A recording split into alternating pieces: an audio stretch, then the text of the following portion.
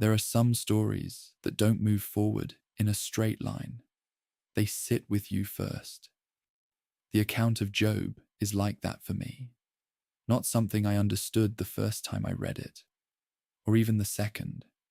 It's the kind of story that feels quiet on the surface, but the longer you stay with it, the more it begins to shift. What struck me early on wasn't the suffering itself, but how calmly everything is introduced in the book of Job. There's no urgency in the opening, just a description of a man, his life, his integrity, the way he's regarded. It feels settled, almost complete. And then, without warning, the perspective changes. The scene moves somewhere else entirely, away from the ground level of daily life, into something that feels distant, almost unreachable. A conversation takes place, not explained in full, not expanded upon. She just presented. And from that moment, everything below begins to shift. I remember reading that transition slowly, trying to understand where the change actually begins. Because from Job's point of view, nothing is announced. There's no reason given, no clear cause. Things are simply taken, not all at once, but steadily. One loss followed by another, until what once felt stable is reduced to something much quieter, much more fragile. And yet, the story doesn't rush through this. It lingers. There are long stretches where almost nothing changes externally.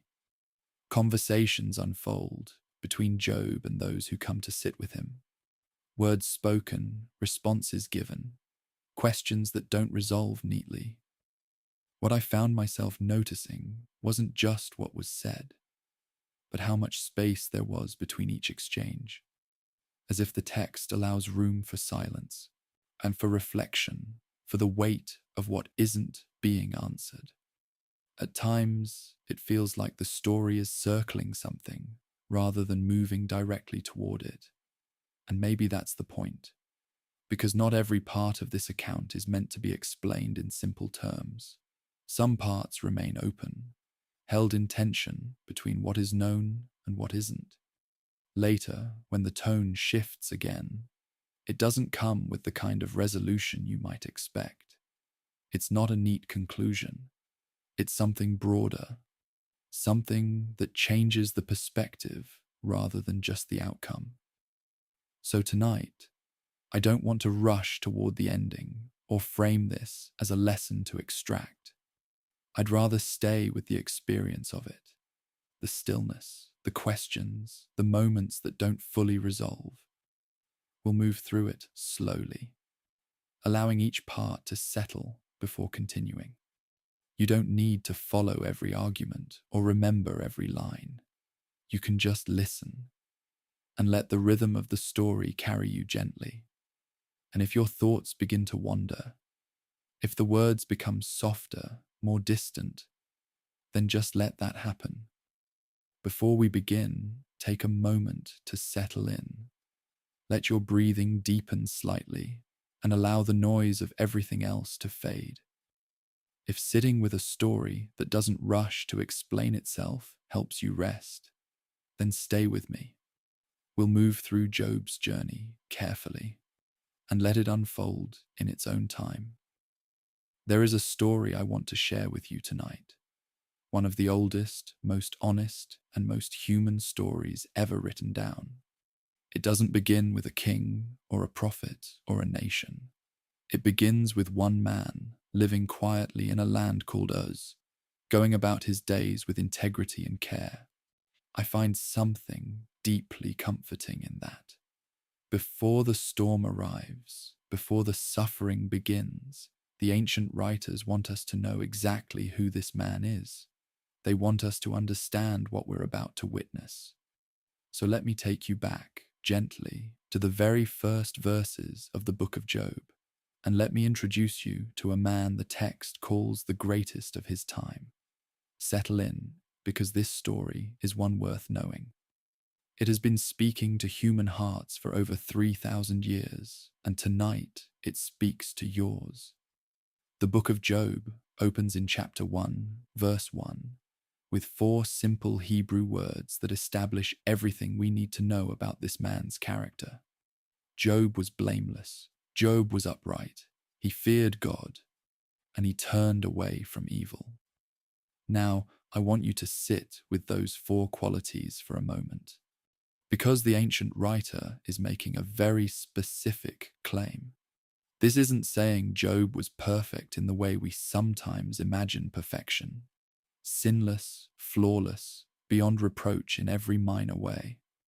The Hebrew word used for blameless is tam, which carries the meaning of wholeness, completeness, integrity. It's the picture of a man whose inner life and outer life match each other. What he believed, he lived. What he said, he meant. That kind of consistency is rare in any age, and the text lifts it up as the defining mark of who Job was before anything else happened to him. Now, in terms of where Job actually lived, the text places him in the land of Uz. And this is one of those details where honest scholarship invites us to hold things loosely. The exact location of Uz has been debated for centuries. Shaki and the most careful biblical scholars today, including John Hartley, in his detailed study of Job published through the New International Commentary on the Old Testament, suggest the land of Uz likely corresponds to territory associated with Edom or the northwest Arabian region. What we know for certain is that Job is not identified as an Israelite anywhere in the text. His tribal or ethnic identity is left deliberately open. This is not an accident. The writers seem to be making a point that Job's story belongs to all people, not just one nation. He is simply described as a man of the East, and in that description, the text reaches outward to encompass the whole human family. Job is, in some ways, every person who has ever asked why. And if his character was remarkable, so was his life.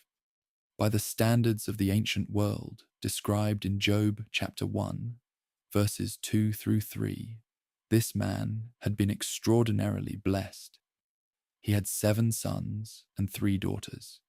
He owned 7,000 sheep, 3,000 camels, 500 yoke of oxen, and 500 donkeys.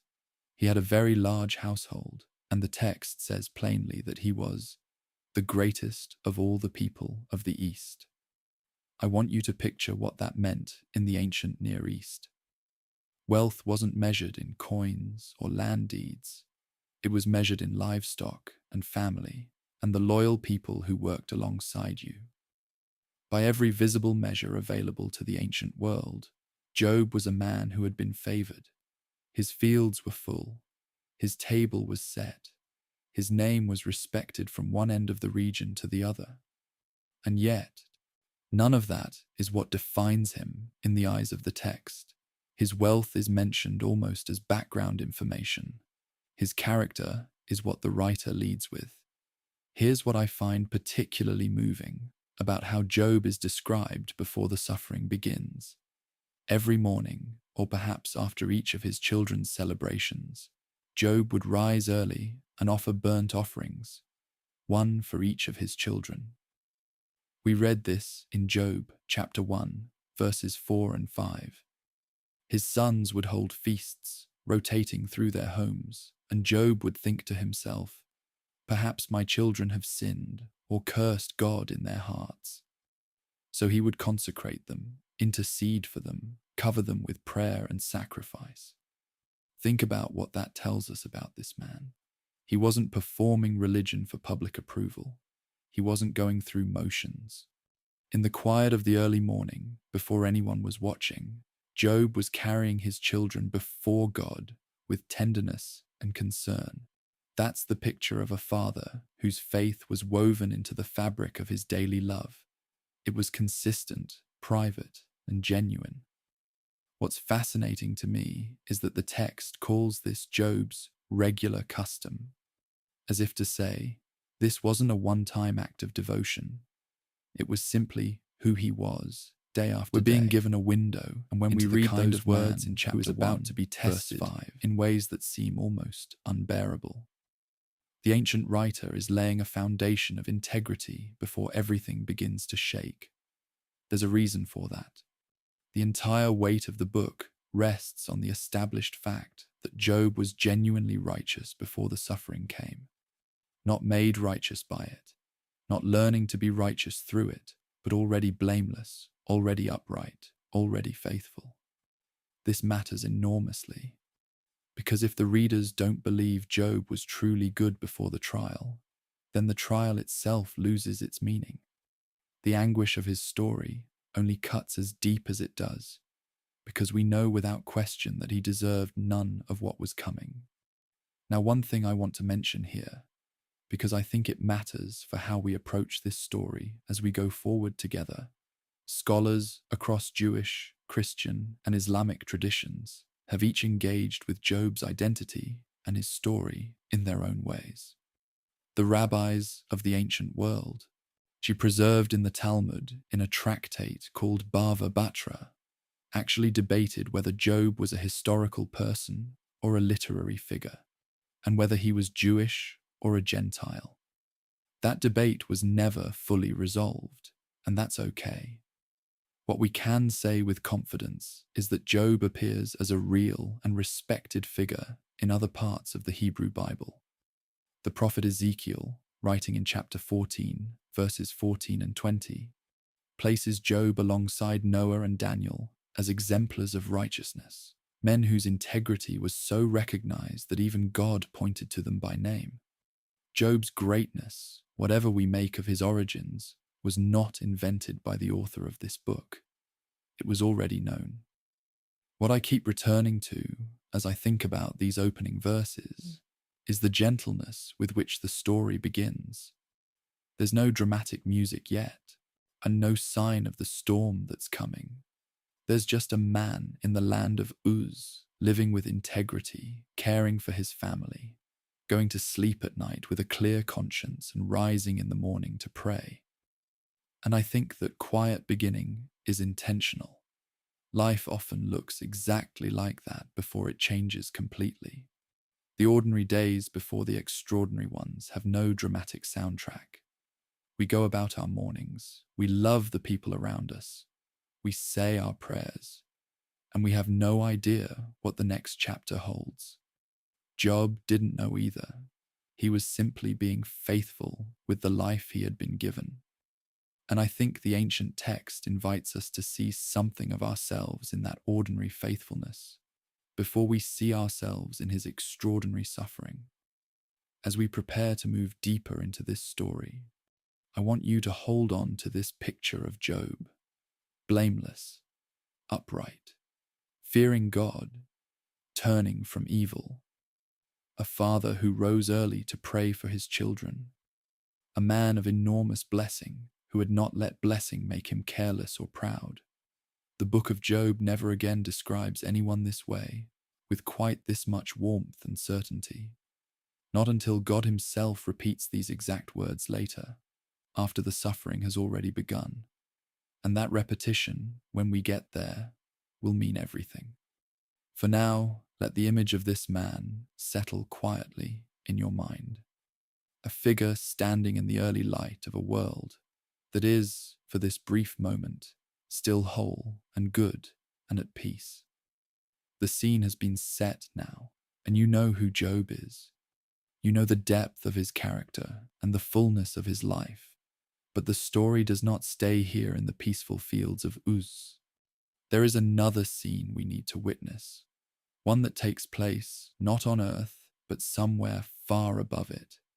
Because what happens next in the book of Job is unlike almost anything else in the entire biblical library. We are about to be taken into a heavenly court, where the fate of this one faithful man becomes the subject of a conversation between God and a figure called the adversary. It is a scene that has troubled and fascinated readers for thousands of years. And as we step into it together, I think you'll understand why. Sleep gently on these words tonight.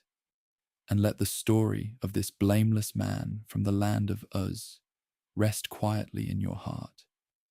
If there is one scene in the entire book of Job that stops readers in their tracks, it is this one.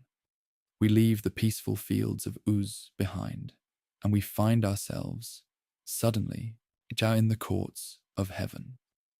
I want to walk you through this carefully, because what we're about to read is genuinely unlike almost anything else in the biblical texts. It is strange, it is ancient, and it is profound. The scene opens in Job chapter 1, verse 6, with these words: "Now there was a day when the sons of God came to present themselves before the Lord, and the adversary also came among them." Hold that image for a moment. A council, a gathering, a court, and at the center of it, the Lord himself, about to initiate a conversation that will change one man's world forever. I find it both awe-inspiring and honestly unsettling in the best possible way. It asks us to think far bigger than we usually do about what's happening behind the scenes of an ordinary human life. The phrase translated as sons of God comes from a Hebrew expression, Bene HaElohim, and it appears in several places in the Old Testament. Biblical scholar Michael Heiser, in his work The Unseen Realm, helps us understand that in the ancient Hebrew world, this referred to a divine council, a kind of heavenly assembly of spiritual beings who exist in God's presence and serve within his governance of the world. This was not an unusual concept in the ancient Near East. Many of the surrounding cultures had similar ideas about a divine assembly, and the biblical writers engaged with and transformed those ideas in their own distinctive way. What's remarkable in Job's account is how matter-of-fact the text is about it. There's no lengthy explanation, no apology, no sense that the reader needs to be convinced this is real. The ancient audience understood the picture being painted. We are in the court of heaven, and business is being conducted. Now, among those gathered in this heavenly court is a figure called Satan. And I want to pause here because the translation and interpretation of this title is one of the most important things to get right as we move through this story. In Hebrew, Satan means the accuser or the adversary. The word He is a definite article. It means the.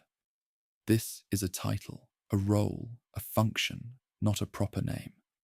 The figure we meet here in Job chapter 1 is serving in what we might describe as a prosecutorial capacity within the divine court. He scrutinizes, he tests, he challenges, he accuses. Many careful scholars, including those working in the Jewish interpretive tradition, are clear that the Satan of Job is not identical to the fully developed figure of Satan we encounter in the New Testament. That identification developed over centuries. For now, and for the purposes of this story, we are meeting the accuser, a figure whose role is to question, to probe, to bring charges. Here's what I find deeply significant about what happens next in verses 7 and 8. God asks the accuser where he has been, and the accuser answers that he has been roaming through the earth, walking back and forth on it. And then, and this is the part I want you to really notice, God speaks first about Job, not the accuser. God says, "Have you considered my servant Job? There is no one like him on the earth, a blameless and upright man who fears God and turns away from evil." God initiates the conversation about Job. God draws attention to this man. It is God who holds Job up before the court as an example. I've sat with this detail for a long time, and I think it tells us something important, that Job's faithfulness was not unnoticed, that it was seen, that it was valued enough that God, in the court of heaven, spoke of it with something that sounds very much like pride. There is no one like him on the earth. Those are remarkable words. The accuser's response is immediate and cutting. He says in verse 9, "Does Job fear God for nothing?" And then he makes his case. He argues that God has built a hedge around Job, a protective barrier, around his household, his property, everything he owns. He says Job is only faithful because faithfulness has been profitable for him. "Stretch out your hand," the accuser says. "Touch everything he has, and he will curse you to your face." It's a sharp challenge. It cuts right to the heart of what genuine faith actually is.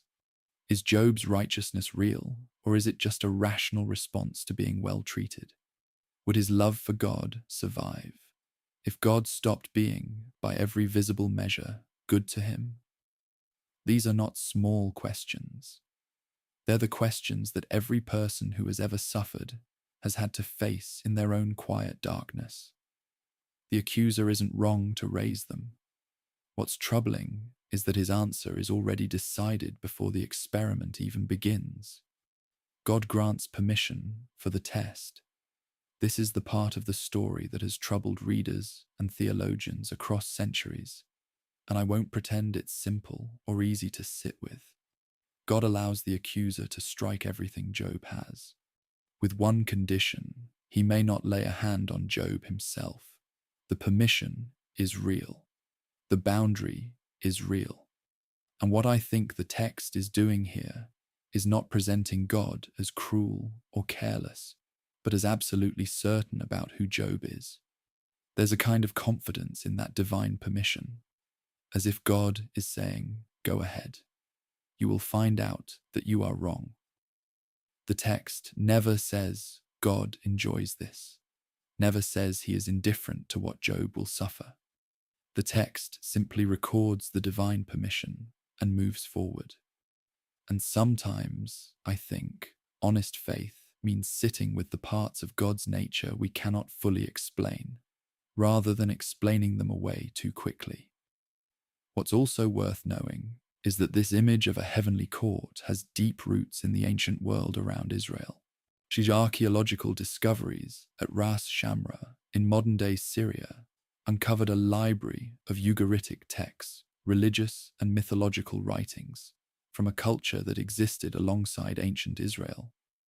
And these texts describe a divine assembly headed by the chief deity El, in which other divine figures gather and deliberate. The biblical writers were aware of these cultural ideas and, in their own inspired way, shaped them into something theologically distinct. The divine council in Job is not a council of competing gods. There is one God at the center, and the accuser operates within boundaries set by that God. The authority is entirely God's. The accuser can only do what he is permitted to do. That distinction, subtle but vital, shapes how we understand everything that follows in this story. I think there's something quietly important in the way this heavenly scene functions within the larger story. The reader is given information that Job himself never has. We know about the court. We know about the test. We know that God has spoken of Job's faithfulness with what sounds like deep affection. Job knows none of this. He goes about his days in Uz, completely unaware that his name has been spoken in heaven, completely unaware that his integrity has been held up as a living answer to the accuser's cynicism. There is something both painful and beautiful in that asymmetry. The people who suffer most faithfully often have no idea that their faithfulness is being witnessed by more than human eyes. I find that thought genuinely moving. It doesn't make suffering easy, but it suggests that nothing done in faithfulness goes unnoticed. As this heavenly scene closes and we prepare to return to earth, I want you to hold on to the shape of what has just happened. A man of irreproachable integrity has become, without his knowledge, the subject of a cosmic question about whether true faith is possible, whether any human being can love God simply for who God is and not for what God provides. It's an ancient question, and it remains one of the most honest questions any of us can ask ourselves in the quiet of our own lives. The accuser has made his wager. God has set the boundaries. And now, in the land of Uz, a series of events is about to unfold that will test not just Job, but the very idea of faithful humanity itself. The heavenly court has made its decision, and on earth, a terrible day is coming. In our next chapter, we will sit with Job as 4 messengers arrive, one after another, each carrying news worse than the last. We will watch as everything he owns, everything he has built, and everyone he loves is taken from him in the span of a single afternoon. It is one of the most devastating sequences in all of ancient literature. But knowing what we know now, knowing what was said about this man in heaven, we will watch it differently. We will watch it knowing that Job's faithfulness was already seen, already valued, already spoken of with pride. Rest in that tonight. The story is just beginning. There are moments in life that divide time into before and after. Most of us know what I mean. A phone call received, a door opened, a piece of news that changes everything so completely that the world before it feels like it belonged to someone else. The ancient writers of Job understood this with devastating precision. And in chapter 1, beginning at verse 13, they describe what may be the most concentrated sequence of catastrophe in all of the biblical library. 4 messengers, 4 losses, 1 afternoon. I want to walk through this with you slowly, because the text does something remarkable in how it tells this story. It gives us not just the events, but the rhythm of them, the relentless accumulation of blow after blow after blow. By the time we reach the end of this passage, we understand something deep about what it means to lose everything, and we understand even more deeply what it means to respond to that loss the way Job does. The day begins like any other. Job's sons and daughters are together, eating and drinking at the oldest brother's house. This detail from verse 13 feels almost unbearably ordinary. A family gathering, people sharing a meal. The kind of day that, at the time, would have seemed completely unremarkable. Job himself is presumably nearby, perhaps going about the work of his household, perhaps thinking about the sacrifices he would offer for his children later. And then the first messenger arrives. We read in verses 14 and 15 that a servant runs to Job and delivers the news. The Sabaeans have swept in, seized all the oxen and the donkeys, and killed the servants who were working in the fields. Only this one man escaped to tell Job what happened. The Sabaeans were a known people in the ancient Near East. Historical records confirm they were active in the Arabian region, and raiding was a part of the harsh economic reality of that ancient world. This first loss is enormous, but it is only the beginning. Before Job can even absorb what he has heard, a second messenger arrives. This one brings a different kind of terror entirely.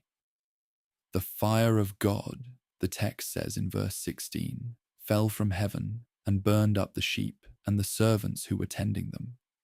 And again, only this one person survived to report it.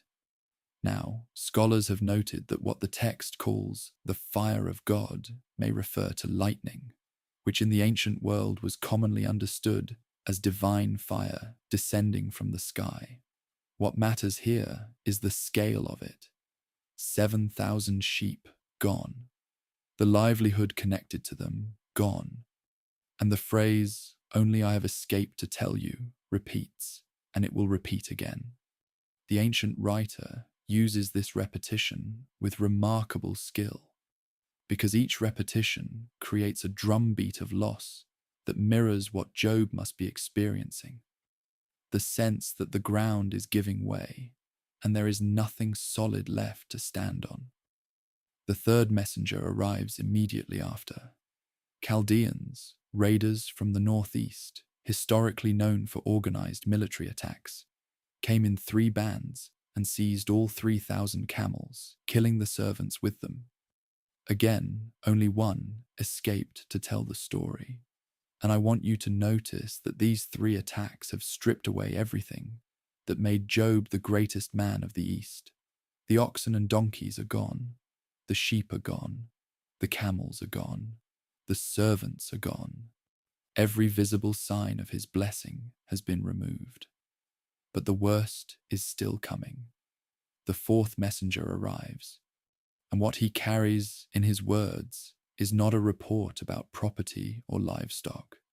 He says in verses 18 and 19 that Job's sons and daughters were eating and drinking together at their oldest brother's house, and a great wind came across the wilderness, struck the 4 corners of the house, and the house fell on the young people, and they are all dead. 10 children, gone, in a single afternoon. I pause here because I think we need to. The ancient text does not slow down or soften this moment. It delivers it with the same stark brevity as the other 3 reports. And perhaps that's the truest thing the writer could have done, because catastrophic grief often arrives without the softening we wish it had. There is no preparation, no cushion, no way to make this news anything other than what it is. All 10 of Job's children, the sons and daughters for whom he rose early every morning to offer sacrifices and prayers, were gathered in one place, and they are gone. And the wind that took them came, as the text notes, from across the wilderness. Natural disaster. No human enemy to blame, no army to identify, no cause to point to and prosecute. Just wind, just absence, just silence where there were voices. What Job does next is one of the most sacred responses to grief in all of ancient literature. We read it in verses 20 and 21. Job got up. He tore his robe, that ancient gesture of mourning, splitting the fabric of the self as an outward expression of inner devastation. He shaved his head, another sign of grief recognized across the ancient Near East, and attested in numerous historical and archaeological records from surrounding cultures. Then he fell to the ground, and he worshipped. He worshipped in the wreckage of a single afternoon, with all he owned stripped away and all his children dead. Job fell to the ground, not in rage, not in denial, but in worship. And then he spoke, and what he said has been repeated by grieving people for over 3,000 years. Naked I came from my mother's womb, and naked I shall return. The Lord gave, and the Lord has taken away. Blessed be the name of the Lord. Now, I want to be careful here, because I've heard this verse used in ways that can feel almost cruel to people in the middle of real grief. It is sometimes quoted as though Job felt nothing, as though he received the news of his children's deaths with serene detachment, already at peace, already past the pain. The text does not say that. Job tore his robe. He shaved his head. These are not the actions of a man who felt nothing. These are the actions of a man in agony who, in the midst of that agony, chose to anchor himself to something larger than his own devastation. The biblical writers, in verse 22, tell us plainly that, in all of this, Job did not sin or charge God with wrong. They don't say he wasn't devastated. They say he didn't sin. The distinction matters enormously. Grief and faith can live in the same body, in the same breath, at the same moment. Job shows us that. The cultural and historical context of Job's mourning gestures is worth pausing on. Tearing the robe, shaving the head, falling to the ground. These were recognized, formalized expressions of grief across the ancient Near East. They communicated something to everyone who saw them. This person has suffered an irreversible loss. They were not just personal expressions of emotion. They were communal signals, ways of saying to the world around you, I am in mourning. Come and recognize this with me. And then, within those outward gestures of grief, Job speaks the most inward thing he knows: his theology. He reaches for the one framework that can hold what has happened without requiring an explanation. God gives and God takes away, and the name of God remains worthy of blessing regardless. That's not easy faith. That is the hardest faith there is. What strikes me most, looking back over this chapter, is the contrast between the weight of what happened and the brevity with which Job answers it. 4 messengers, 4 catastrophes, and then 7 words in Hebrew that contain a whole theology of trust.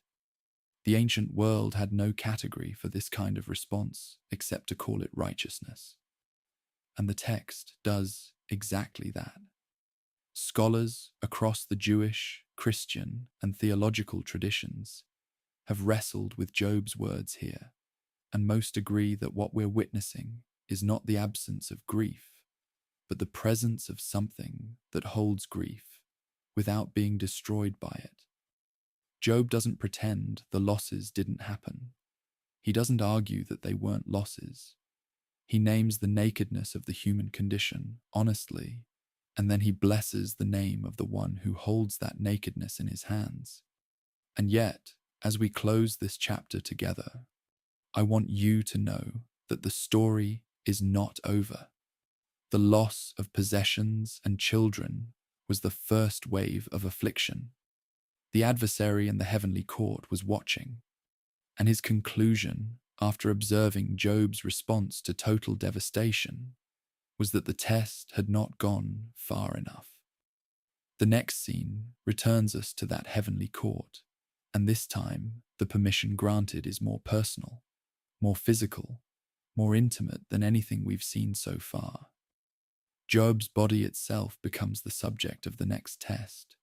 But before we get there, rest for a moment with the image of this man in the dust, robes torn, head shaved, face to the ground, speaking words of trust into the ruins of his life. There is something here that holds in the darkness, and I think that's exactly where this story wants to meet us. I want to take you back to the heavenly court one more time, because the story returns there before it returns to Job. And what happens in this second council scene, recorded in Job chapter 2, verses 1 through 6, follows almost exactly the same pattern as the first. The same gathering, the same question from God about where the accuser has been, the same answer, roaming through the earth, walking back and forth on it. And then God speaks of Job again. I find this repetition extraordinary, because God doesn't simply reference Job, he references what just happened and the way Job responded to it. He says in verse 3 that Job still holds fast his integrity. And then God adds something that stops me every time I read it. He says that the accuser moved against Job without cause. God himself names the injustice of what Job suffered. He calls it without cause. The man who went through that terrible afternoon of loss, who tore his robe and shaved his head and still blessed the name of God. God sees it, names it, and holds it. I find great weight in that. But the accuser is not satisfied. He returns with a sharper argument in verses 4 and 5. Skin for skin, he says. And this is a difficult phrase that scholars have interpreted in various ways. But the general sense is this: a person will give up everything external to preserve what is internal. Job kept his faith, the accuser argues, because his own body was left untouched. The losses were real, but they happened at a distance. Take away his health, his physical comfort, his body's wholeness, stretch out your hand and touch his bone and his flesh, and then see whether he blesses you or curses you. It's a cutting argument because it goes deeper than possessions or even family. It goes to the most intimate thing a person possesses, which is the body they live in. The accuser is claiming that Job's faith has a flaw, that somewhere beneath the level of physical suffering, There is a point where trust breaks and the curse comes. God grants the permission. But again, a boundary is set. The accuser may not take Job's life. And so Job's body becomes the next place where this cosmic question is tested. We read in verse 7 that the accuser went out from the presence of the Lord and struck Job with loathsome sores from the sole of his foot to the crown of his head, every inch of him. There is nothing left untouched. We don't know with certainty what this condition was. Commentators have suggested various possibilities over the centuries, from severe skin disease to something resembling elephantiasis or acute dermatitis. But the text leaves the specific diagnosis unnamed. What it does make clear is the totality and the agony of it, from the sole of his foot to the crown of his head. There is no comfortable position, no undamaged part of his body to rest into. Job sits among ashes, that ancient posture of mourning, of placing yourself in the dust, surrounded by what remains after burning. And he takes a piece of broken pottery and scrapes his sores with it. This is raw, physical suffering, described without softening. Now, into this picture of utter physical devastation, a voice arrives that is entirely unexpected. Job's wife. We meet her in verses 9 and 10, and she says these words, perhaps the most famous words any woman speaks in the entire book of Job. Do you still hold fast your integrity? Curse God and die. These words have been interpreted harshly for centuries. Many readers across Christian tradition have portrayed her as a figure of spiritual failure, a tempter, even a tool of the adversary. But I want to ask you to pause and consider what she was living through before we pass judgment. She had lost the same children Job lost. She had lost the same property, the same household, the same security.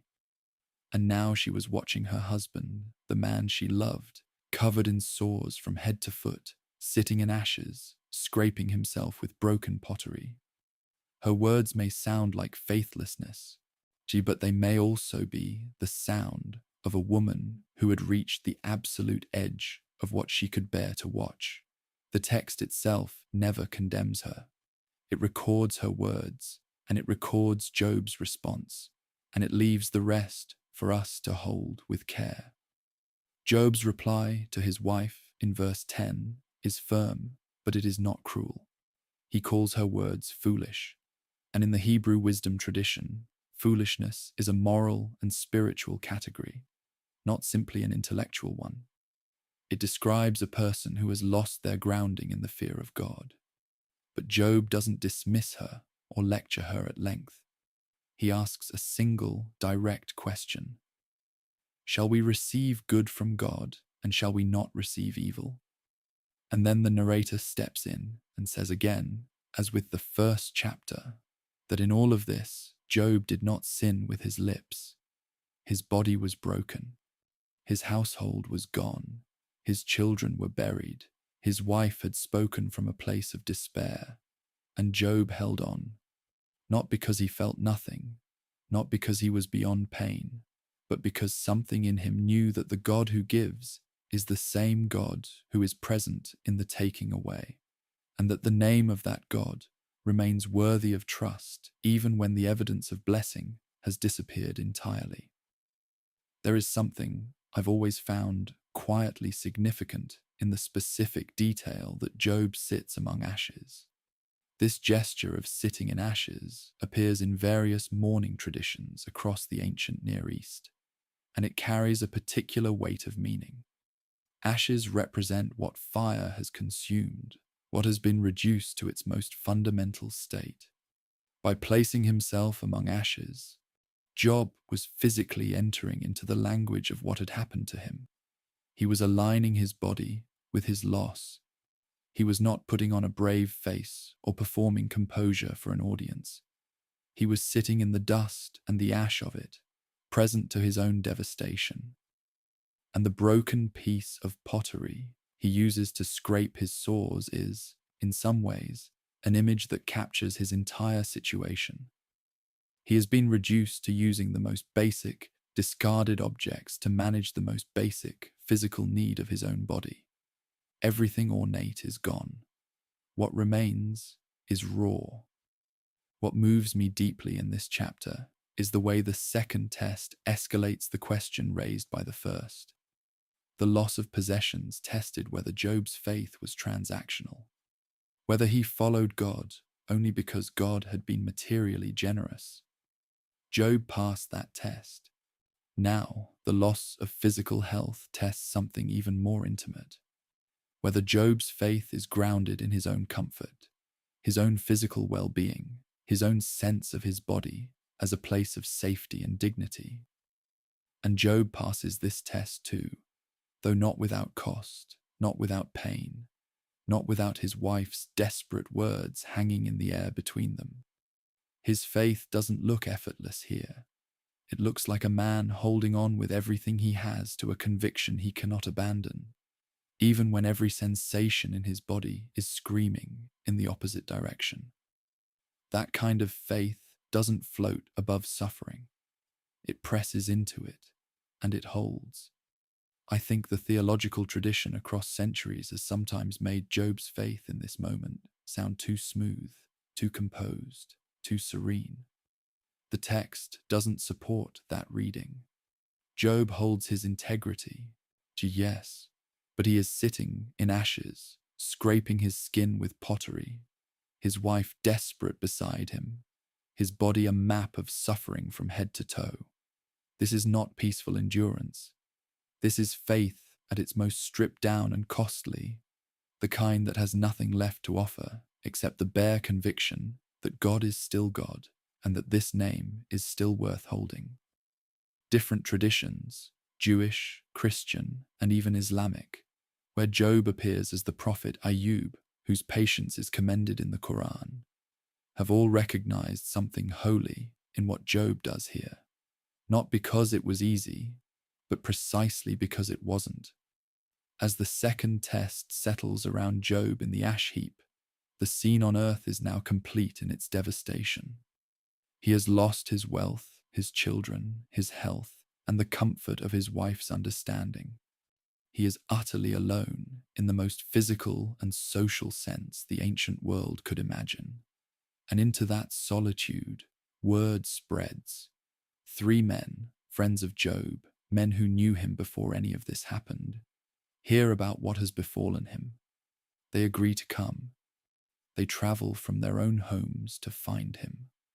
And what they discover when they arrive is so far beyond anything they expected that it will change the entire shape of their interaction with their friend. The man they knew, the greatest of all the people of the East, is sitting in ashes, unrecognizable to them. In our next chapter, we'll sit with those 3 friends as they arrive at Job's side. We'll see them do something that, for a time, is genuinely beautiful, and we'll understand why it matters.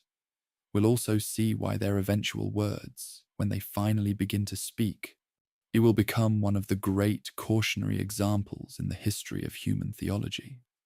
But that comes later. For now, let the image of Job in the ashes rest gently in your mind tonight.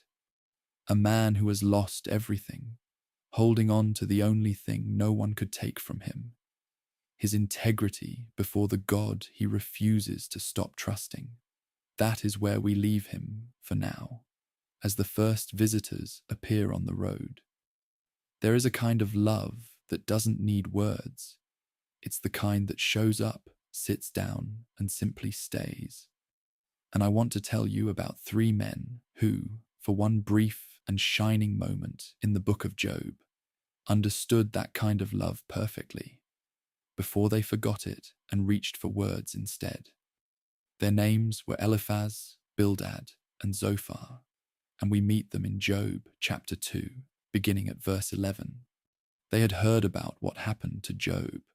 The news had spread, as devastating news always does, reaching out across the distances between people and landing with weight in the hearts of those who knew him.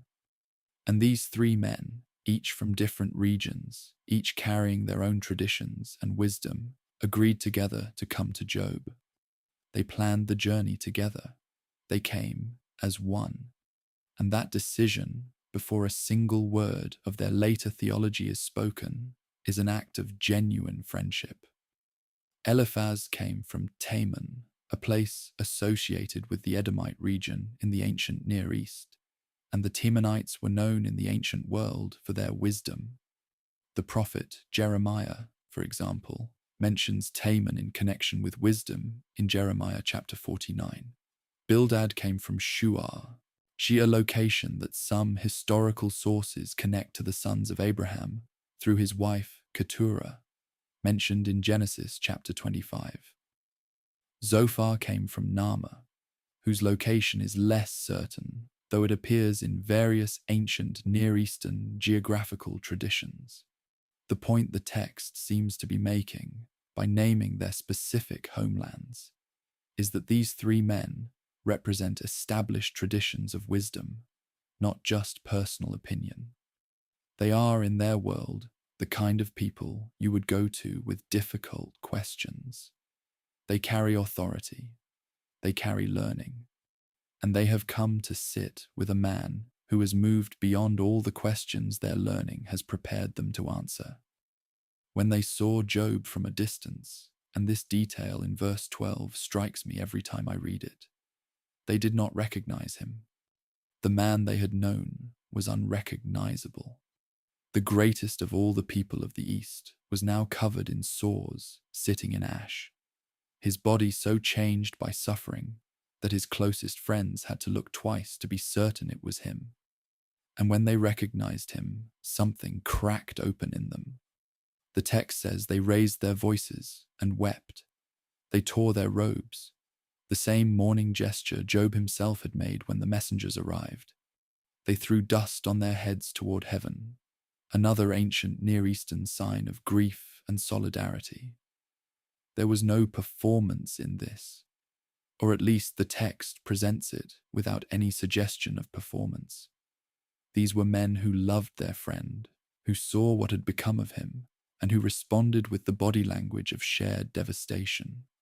They entered his grief rather than standing at the edge of it. And then they sat down. Verse 13 says they sat with him on the ground for 7 days and 7 nights. And no one spoke a word to him, because they saw that his suffering was very great.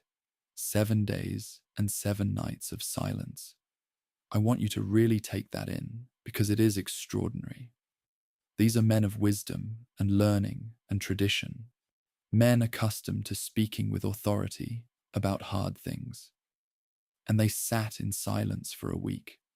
In the Jewish tradition, this 7-day mourning period has parallels in what later became known as Shiva, the practice of sitting with the bereaved for 7 days after a death, being present without requiring conversation or explanation. Historical records of mourning practices across the ancient Near East similarly reflect the idea that the bereaved person sets the pace, speaks when ready, and is not rushed by those who come to comfort. The three friends, in their silence, were following an ancient and deeply human wisdom about what grief requires. What's fascinating to me, and what I think gets overlooked in most discussions of the Book of Job, is that these 7 days of silence are the theological high point of everything the three friends do in the entire book. Before they open their mouths, they are right. They are present, attentive, grieving with their friend, and silent. They understand, in their bodies, if not yet in their words, that there is nothing to be said that can address what Job is living through. They don't arrive with explanations. They don't immediately reach for frameworks and causes and theological systems. They simply come and they stay.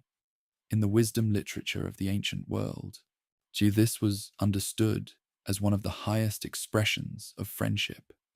To show up in the suffering of another person and remain there without flinching and without the need to fix what cannot be fixed.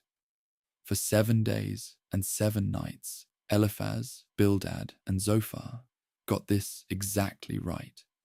Norman Habel, one of the most careful scholarly commentators on the Book of Job, writing in the Old Testament Library series, observes that the friends' initial response is a form of ritual identification with the mourner.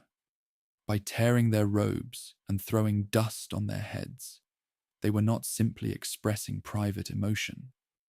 They were publicly joining themselves to Job's condition. They were saying with their bodies that his suffering was their suffering, that his loss was their loss, that they would not stand apart from it in clean clothes and comfortable distance. And the silence that followed was its own form of communication.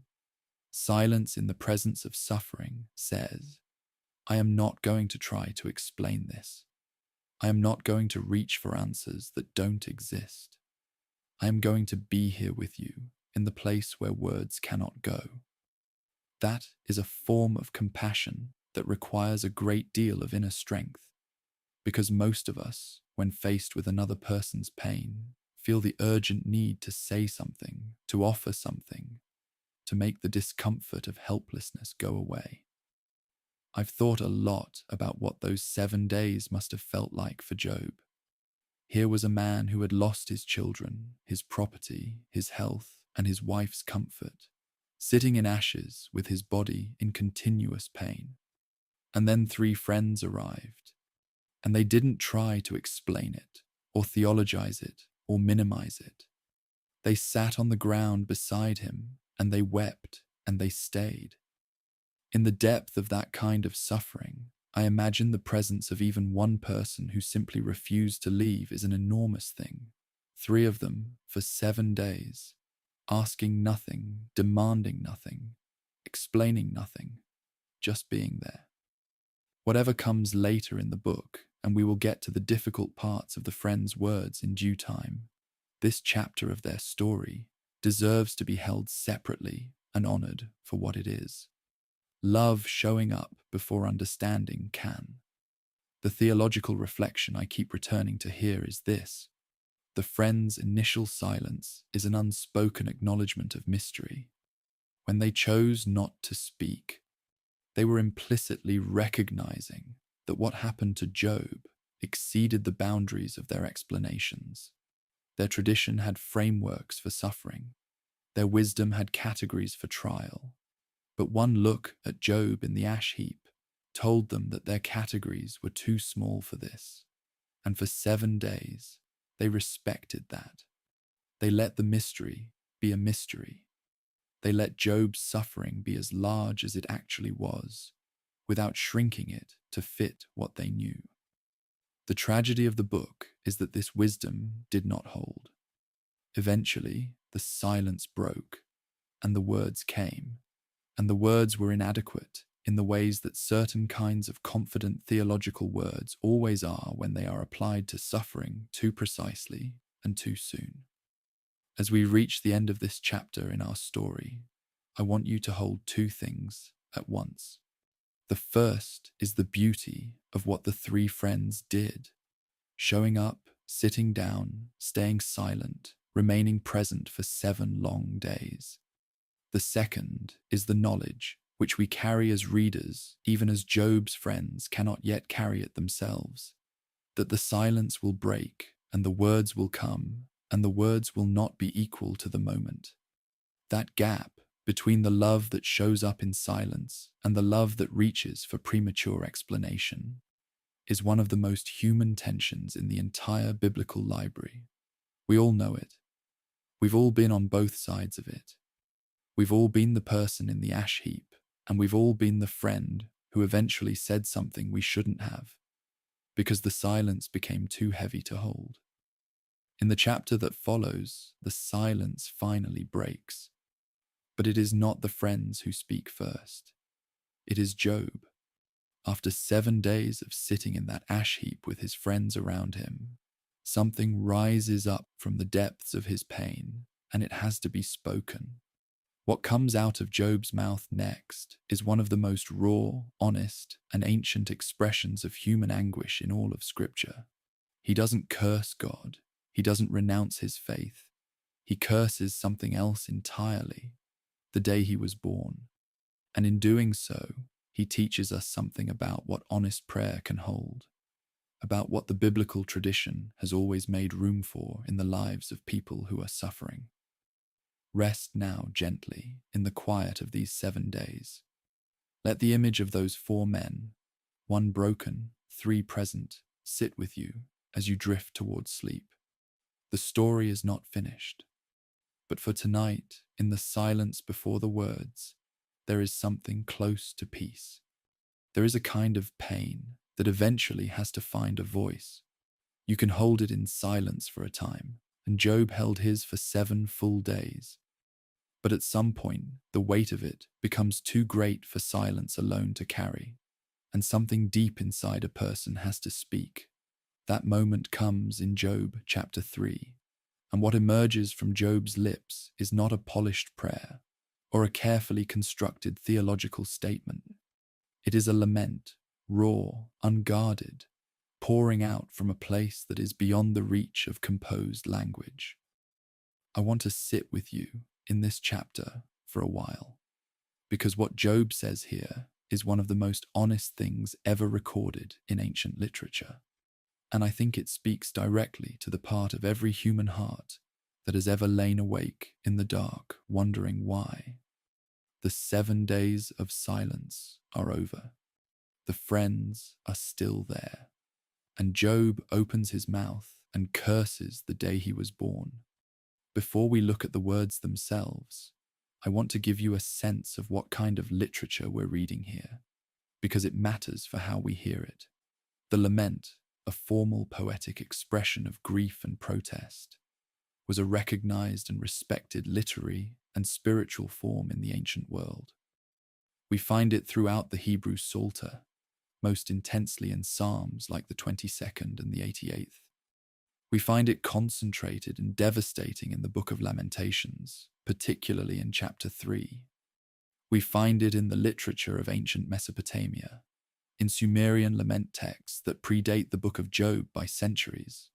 Archaeological and historical research confirms that the cultures surrounding ancient Israel had well-developed traditions of lament poetry, and the biblical writers engaged with and transformed those traditions in their own inspired way.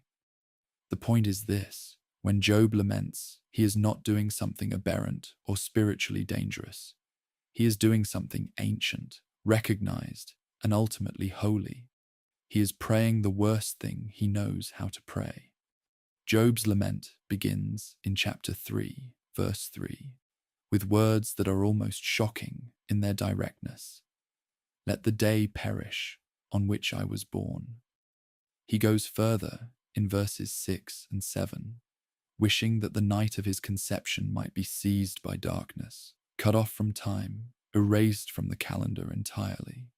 He calls on those who curse the day, a reference in verse 8 that many scholars understand as evoking practitioners of ancient Near Eastern incantation traditions, people who were believed to have the power to curse time itself. And he invokes Leviathan, the great chaos creature, in connection with this wish. Now, I'll be honest with you. This is one of those places in the text where the imagery is strange to modern ears, where the ancient world speaks in symbols and figures that we no longer carry naturally in our imagination. But the emotional logic beneath the imagery is utterly recognizable. Job is saying, I wish I had never existed. I wish the very moment of my beginning could be unmade. That is the language of a person who has reached the outer edge of what a human being can endure. What strikes me about the movement of this lament is how thoroughly Job imagines the alternative. Beginning in verse 11, he asks a series of haunting questions. Why did I not die at birth? Why did I not perish when I came from the womb? Why were there knees to receive me, or breasts for me to nurse? And then, in verses 13 through 19, he imagines what death would have been, a place of rest, of stillness, where the wicked cease from troubling and the weary are at rest. He describes it with something close to longing, kings and counselors of the earth, princes who had gold, infants who never saw the light, prisoners who no longer hear the drivers shout, all at rest, all equal, all finally free from what this world demands of them. Job is not describing a theology of the afterlife here in any developed doctrinal sense. He is describing the felt sense of a man in such extreme pain that even oblivion sounds like mercy. And the ancient writers let him say it without interrupting him. Now I want to share with you a detail in verse 8 that I find quietly remarkable, and that takes a little context to understand fully. When Job invokes those who curse the day and asks them to rouse Leviathan, he is drawing on a layer of ancient Near Eastern cosmology that his original audience would have recognized immediately. Leviathan, the great sea creature, the chaos monster, appears in Job in several places, and most fully in the divine speeches near the end of the book. But here, Job uses the name almost as a dark invocation, calling on the forces of chaos to swallow the day of his birth into permanent darkness. The Ugaritic texts discovered at Ras Shamra, in what is modern-day Syria, contain references to a creature called Leton, a chaos serpent defeated by the storm god Baal. And many scholars see a direct literary connection between this figure and the Leviathan of Job. The biblical writers are not endorsing these cosmological ideas uncritically. They are working within a shared ancient Near Eastern symbolic vocabulary to express something that goes beyond ordinary language. Job is reaching for the biggest, darkest imagery available to him, because ordinary words are not enough. The lament moves toward its close in verses 20 through 26. And here Job shifts from wishing he had never been born to questioning why life is given at all to those who are suffering. Why is light given to him who is in misery? He asks in verse 20. And life to the bitter in soul, who long for death, but it comes not. He uses an image of men who dig for hidden treasure to describe how desperately the suffering seek for death and cannot find it. And then, in verse 25, he says something that I think is one of the most intimate and revealing lines in the entire chapter. For the thing that I fear comes upon me, and what I dread befalls me. This is not the complaint of a man who took his blessings for granted.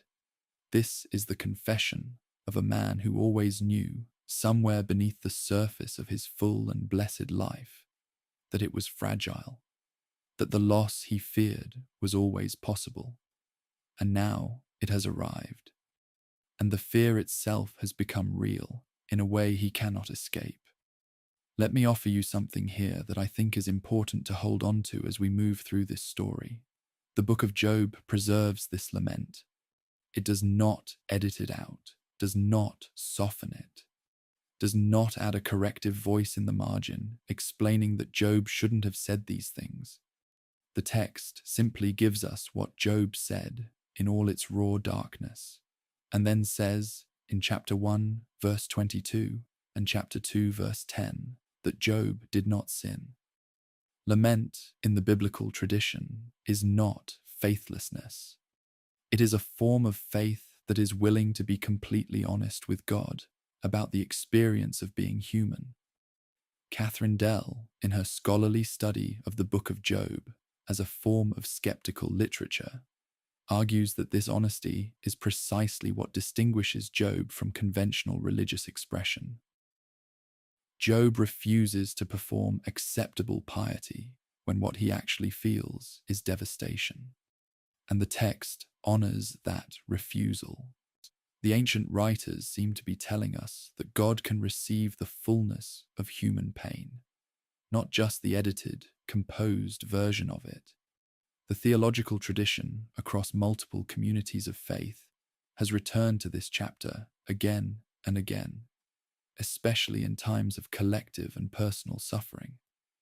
The Psalms of Lament, Psalm 22, with its opening cry of, my God, Why have you forsaken me? Psalm 88, which ends in darkness with no resolution, suggests that this kind of prayer has always had a place in the life of faith. What moves me deeply is that Job's lament is not a turning away from God. It is an address to God. Even in cursing the day of his birth, Job is speaking into the relationship. He is not walking away. He is not declaring God non-existent or indifferent. He is crying out from inside the covenant, from inside the relationship, demanding that the relationship be honest enough to hold his most terrible experience. That is not a small thing. That is, in its own way, an act of trust. As this chapter of Job's story settles around you, I want you to notice what the three friends do during this lament. The text doesn't tell us much. They are simply there, listening. They have not yet spoken. They are still in the posture of presence they assumed 7 days ago when they arrived and sat down in silence. In a few moments, that silence will break on their side too, and they will begin to respond to Job's words. But first, Job needed to say what he said. He needed to let the darkness of it be spoken out loud, in the presence of friends and in the presence of God. There is something about naming our deepest pain aloud, even when the words are as dark as Job's, that is part of how human beings begin to move through suffering, rather than simply being consumed by it. Job did not move through this night by pretending it was day. He moved through it by saying clearly, "This is night, and it is dark, and I cannot find the light, and I am asking why." What comes next in our story is the moment the friends finally speak, and the first voice belongs to Eliphaz, the eldest and perhaps most respected among them, the man who speaks from Teman, the land associated with wisdom. His speech begins with a question that sounds almost gentle at first, but carries within it the seed of everything that will go wrong between these friends and Job in the chapters that follow. He has a framework for what Job is experiencing, an explanation, a theological system that he believes can account for this suffering. And as we'll discover, it's not that his framework is entirely wrong, it's that it is entirely inadequate. The friends are about to teach us one of the most lasting lessons in the book of Job, that good theology, applied with confidence in the wrong moment to the wrong person, can become its own form of harm. Rest gently tonight in the honesty of Job's lament, and we'll step into the friends' responses together next. Picture this scene with me for a moment. Job has just finished his lament. Those raw, unguarded words about the day of his birth, the darkness he wishes could swallow it, the longing for a rest he cannot find in life. The words have settled into the air. The ash heap is still beneath him. The sores are still on his body. The grief is still everything around him. And now Eliphaz, the first and perhaps the eldest of his friends, clears his throat. He speaks, and what he says over the next several chapters represents one of the most instructive failures of pastoral care anywhere in the biblical library. I say that not to be unkind to these men. They are not villains, and their theology is not entirely without merit. But there is a gap between what they say and what Job needs, and that gap is so large and so important that God himself will address it directly at the end of the book. Tonight, I want to walk you through the first round of speeches and help you see what each friend offers and why Job refuses every word of it. Eliphaz speaks first in Job chapters 4 and 5. And his approach is distinct from those who follow him. He appeals to experience, specifically to a mystical experience he claims to have had himself. He describes a vision in chapter 4, verses 12 through 17. A spirit passing before him in the night, standing still, an image before his eyes, a hushed voice delivering a word from beyond. The vision asks, can a mortal be righteous before God? Can a man be pure before his maker? Eliphaz uses this experience to ground his argument, and his argument is essentially this: no one is truly innocent before God, and Job's suffering must therefore reflect some failure of purity, some hidden flaw in his relationship with the divine. He also draws on the principle of retribution theology, the idea that righteousness leads to flourishing and wickedness leads to suffering, which was a well-established framework in the ancient Israelite wisdom tradition, reflected in books like Proverbs and in the covenant promises of Deuteronomy chapter 28. Eliphaz isn't inventing this framework. He is applying one that his entire world recognized as true. Bildad follows in chapter 8, and his approach is different again. Where Eliphaz appeals to his own mystical experience, Bildad appeals to tradition, the accumulated wisdom of generations. He asks in verse 8, "Please inquire of past generations and consider the things searched out by their fathers." Bildad's confidence is in the consistency of the historical record, the ancient teachers, the long line of sages who came before have established a pattern. God does not reject the blameless, and the joy of the godless is but for a moment. He's not cruel in his delivery.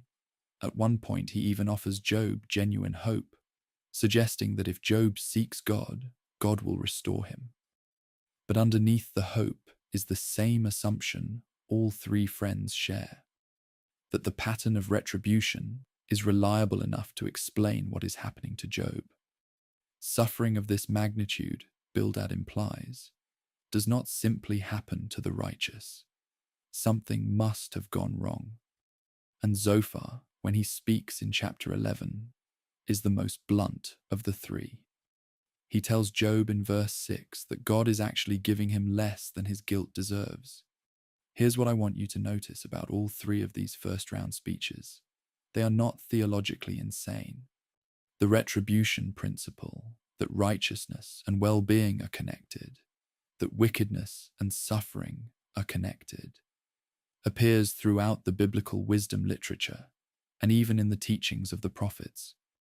It captures something genuinely true about the moral architecture of the world. Proverbs again and again draws connections between the life of the wise and the life that flourishes. The covenant blessings and curses of Deuteronomy chapter 28 describe in extensive detail what obedience and disobedience bring in their wake. These are not ideas that Eliphaz, Bildad, and Zophar invented. They are the accumulated wisdom of centuries of Israel's theological reflection. The problem, and this is everything, is not the principle itself. The problem is its misapplication. They have taken a general pattern and turned it into an iron law, and then they have applied that iron law to a specific person, whose specific situation the text has already told us is completely different from what their principle assumes. Job's responses in the chapters between their speeches are remarkable for both their precision and their passion. He calls them in chapter 13, verse 4, and I love these words, worthless physicians and whitewashers of lies. There's something almost darkly funny about that first phrase, worthless physicians, men who have come to heal and have instead applied the wrong medicine with great confidence. Job isn't angry at them for caring. He's angry at them for the specific way their caring has taken the form of accusation dressed up as comfort. In chapter 9, and he engages directly with Eliphaz's framework, acknowledging that God is indeed powerful, that no mortal can contend with God, but arguing that this power alone does not settle the question of justice. Power and justice are not the same thing, Job insists, and he demands something the friends never offer him.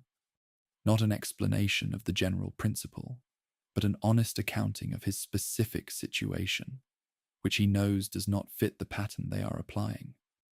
What I find striking is the quality of Job's arguments. He is not simply lashing out emotionally. He is thinking carefully and refusing to accept logical conclusions that he knows to be false about his own experience. In chapter 9, verse 32, he says, "He is not a man, as I am, that I might answer him, that we should come to trial together." Job recognizes the impossibility of his position. He cannot simply take God to court the way he might take a fellow human being to court, because the power differential is absolute, and yet the desire for a fair hearing remains. He wishes, in verse 33, for an arbitrator between himself and God, someone who could lay their hand on both of them and make the hearing possible. This is legal language, forensic language, the language of a man who has been trained to think in terms of case and argument and evidence, and who is applying all of that to the most unmanageable situation of his life.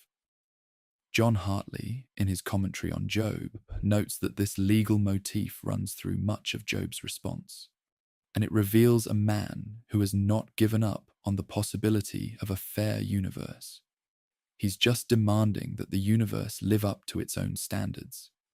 Now, Zophar's contribution in chapter 11 deserves particular attention because it represents the sharpest edge of what all three friends are really saying beneath their theological language.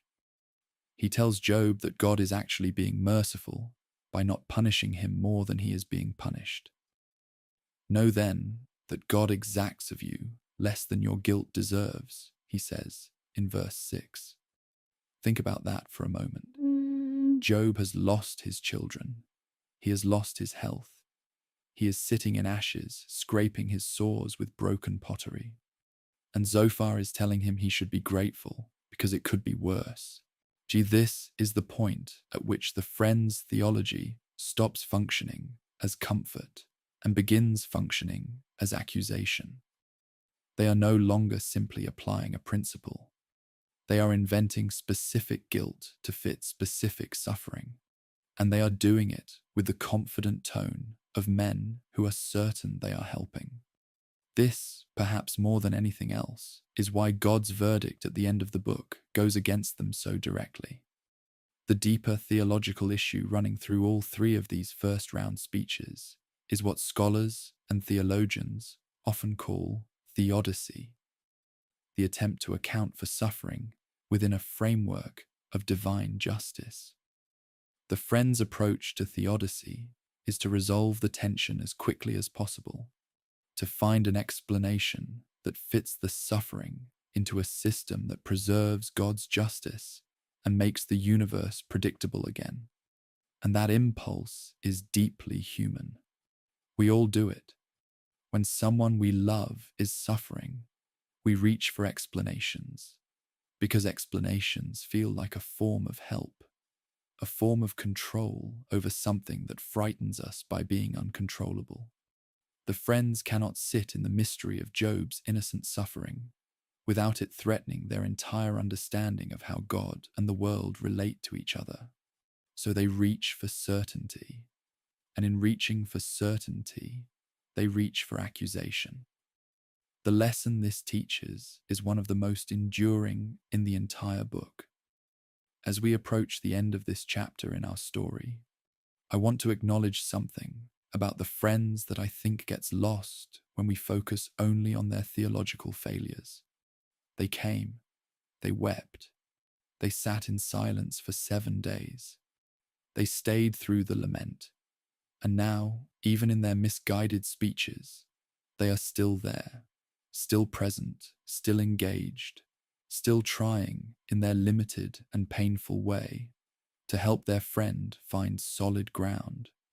What they offer is the wrong kind of help, but the impulse behind it is not entirely without love.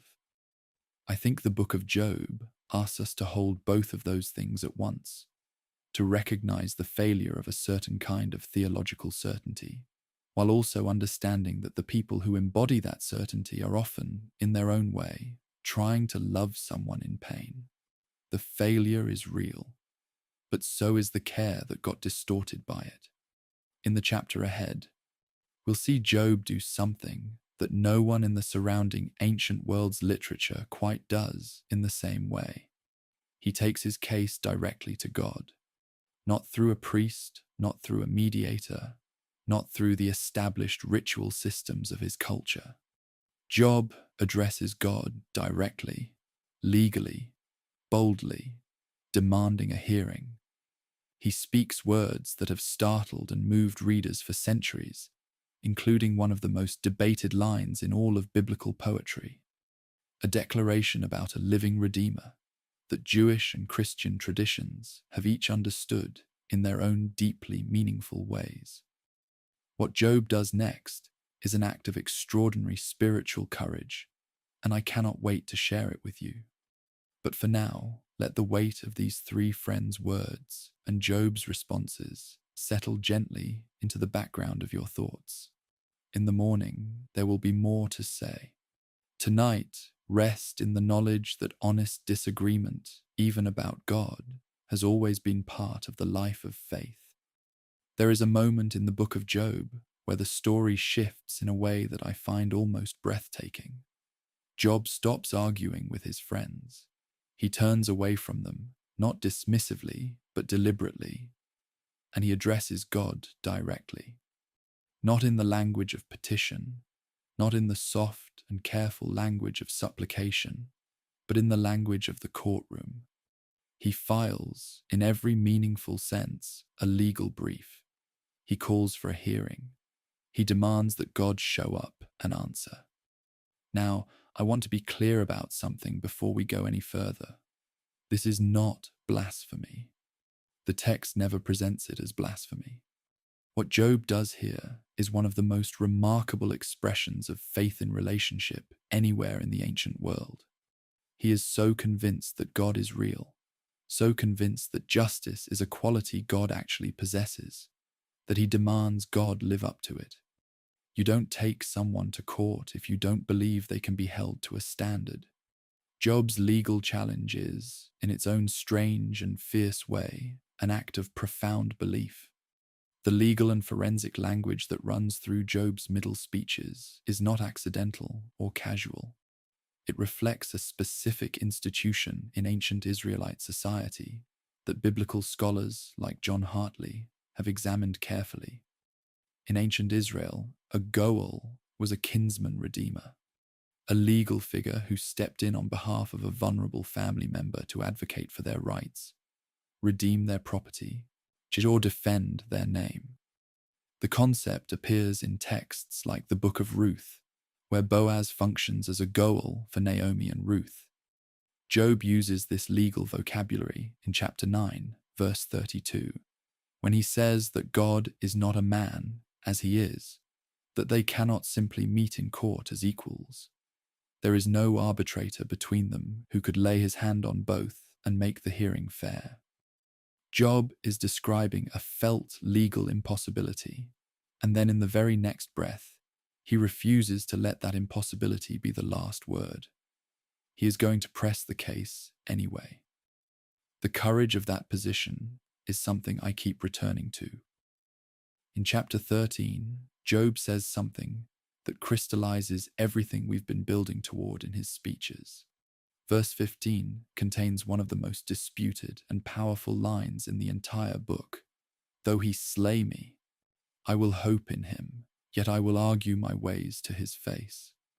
I want to be honest with you about the translation here, because careful scholarship requires it. The Hebrew of this verse is genuinely ambiguous.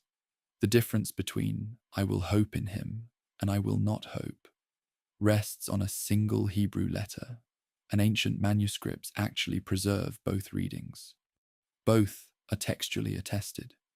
Scholars have debated this for centuries without full resolution.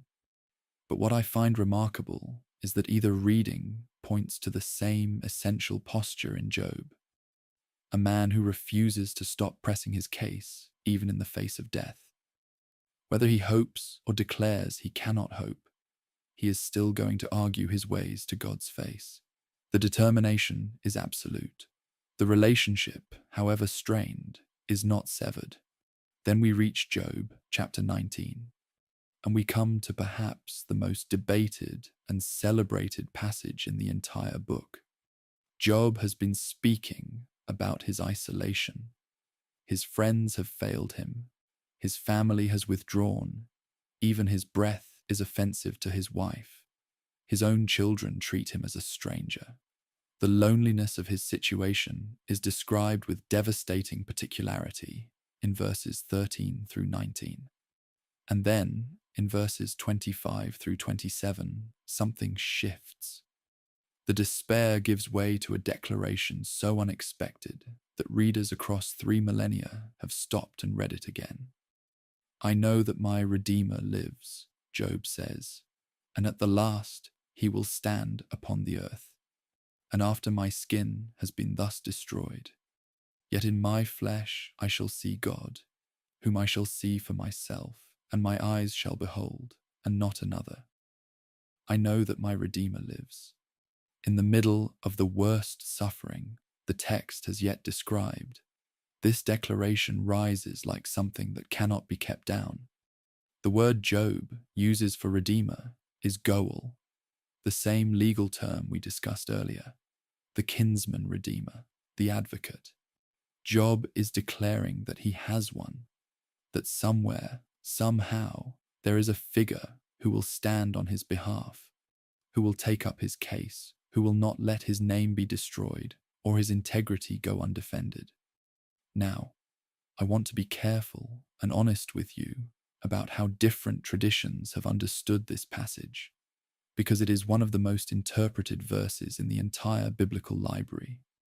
In the Christian tradition, going back very far, these words have been read as a messianic declaration, a foreshadowing of the resurrection of Christ as the living Redeemer who stands at the last upon the earth.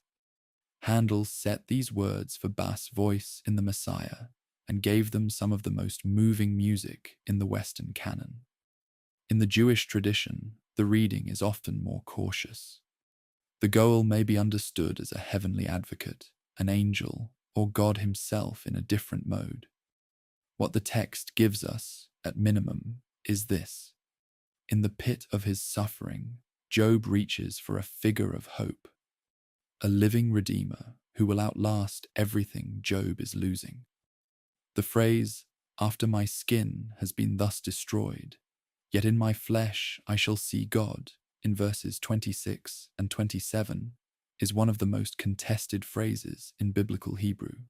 The preposition used can mean from or without my flesh, which dramatically changes the meaning. If it means from my flesh, Job is expressing hope for a bodily vision of God, perhaps after his suffering ends in this life.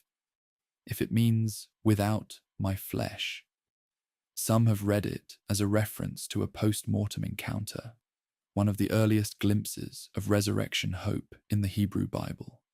Scholars, including David Kleins and C.L. Seow, have written extensively on this ambiguity, and the honest answer is that the Hebrew itself will not settle the question definitively. What I take from this ambiguity is that Job is reaching beyond what language can cleanly contain, that his hope is larger than his vocabulary can fully express, and that the ancient text honors that overflow by leaving it beautifully and frustratingly open. What I find most moving when I sit with the whole arc of Job's legal challenge is the direction of his faith.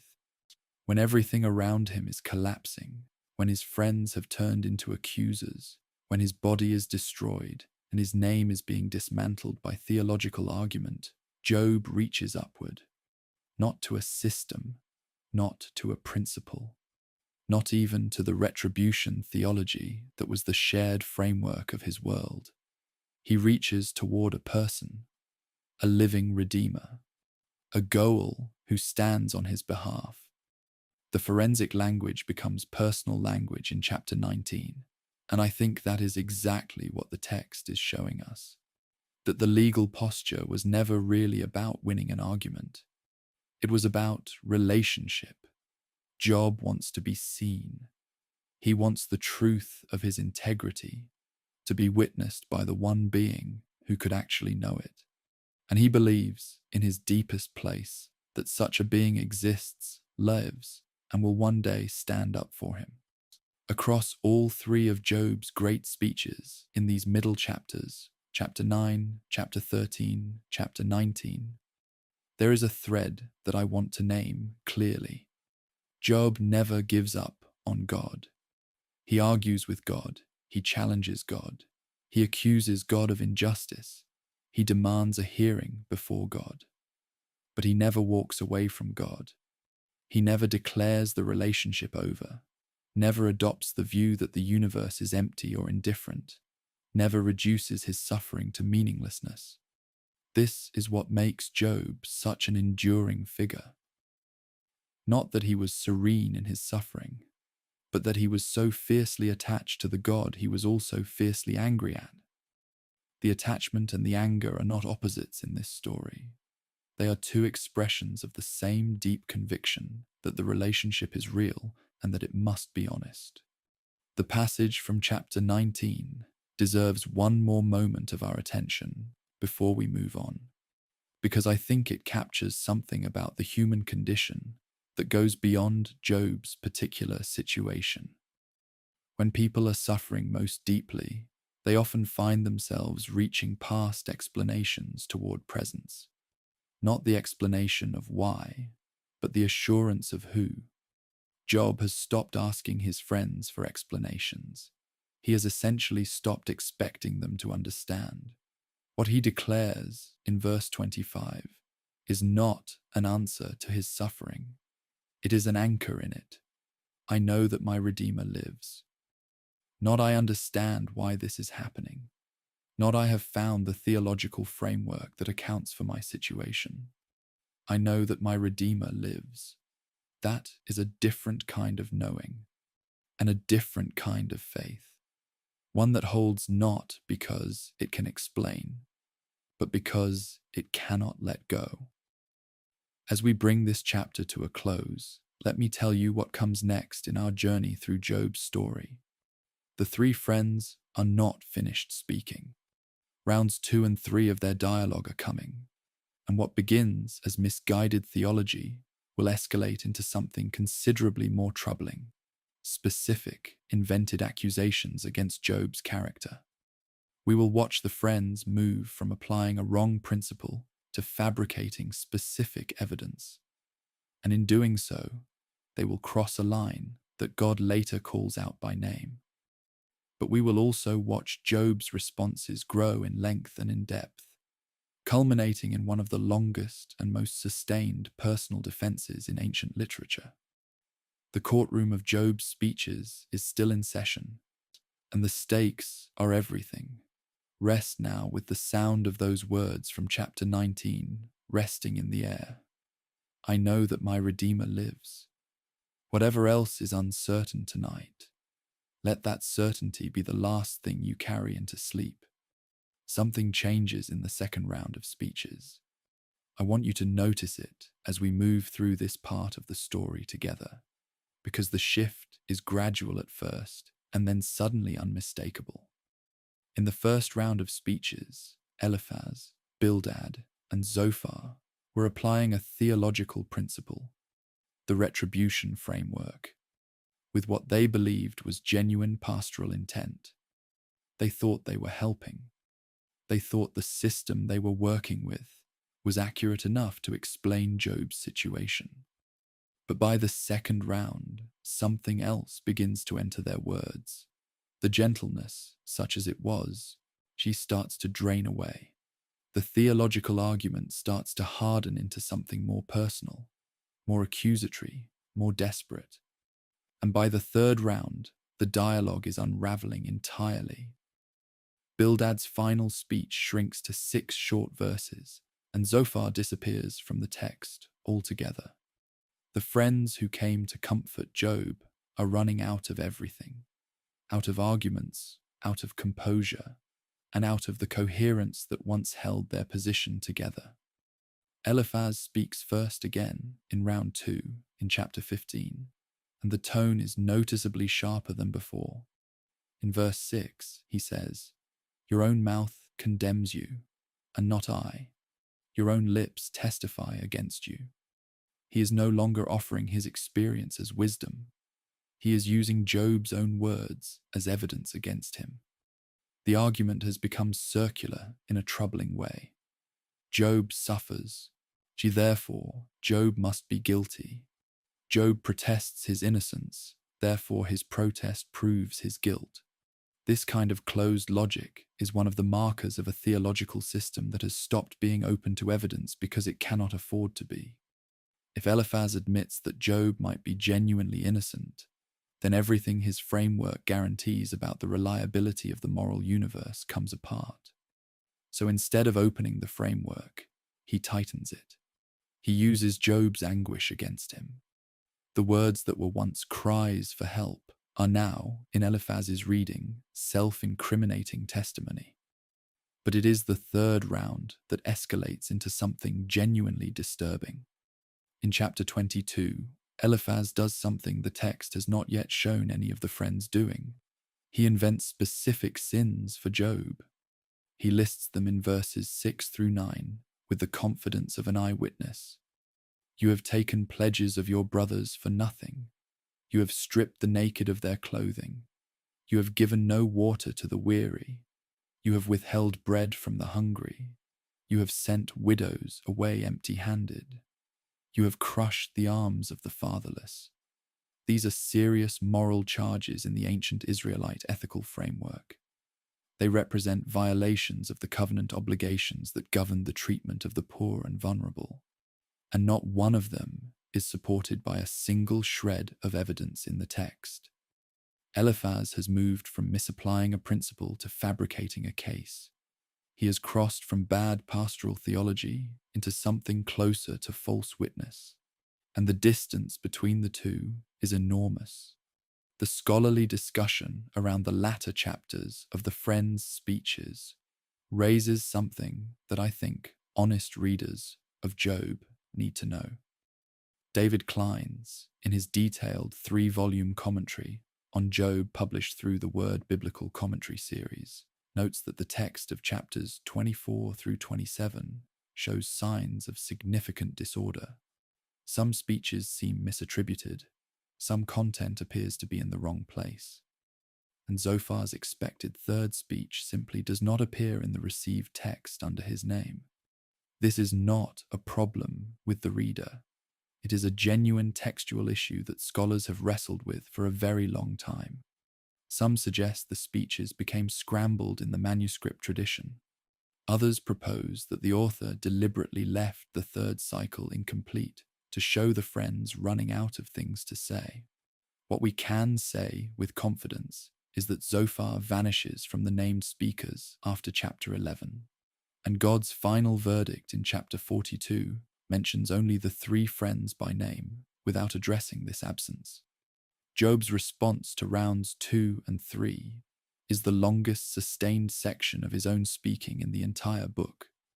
Chapters 26 through 31 contain what might be called Job's great defense, a sweeping, sustained declaration of his integrity, his conduct, his care for the poor and the vulnerable, and his refusal to accept the charges being leveled against him.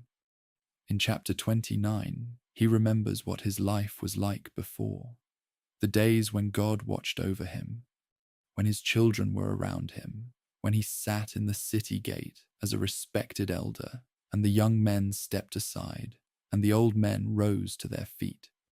He describes, in chapter 31, his ethical conduct in extraordinary detail, his treatment of his servants, his care for the poor, his honesty in business, his fidelity to his wife, his welcome of strangers. He is constructing what amounts to a sworn oath of innocence, a legal declaration in which he places himself under divine judgment if any of these things are false. What I find so powerful about Job's sustained self-defense in these later chapters is how specific it is. He isn't simply declaring himself innocent in general terms. He is listing particular ethical commitments, particular ways he lived, particular kinds of people he cared for. Just this specificity matters because it stands in direct contrast to the equally specific but entirely invented charges that Eliphaz leveled in chapter 22.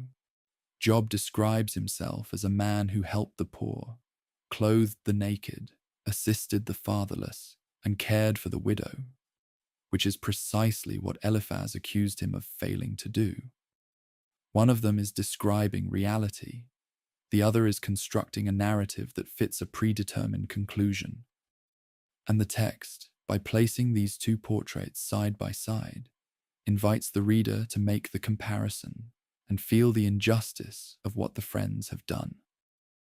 The collapse of the three friends' dialogue is, I think, one of the most honest things the book of Job does. Most ancient literature would give the wise men a more dignified exit.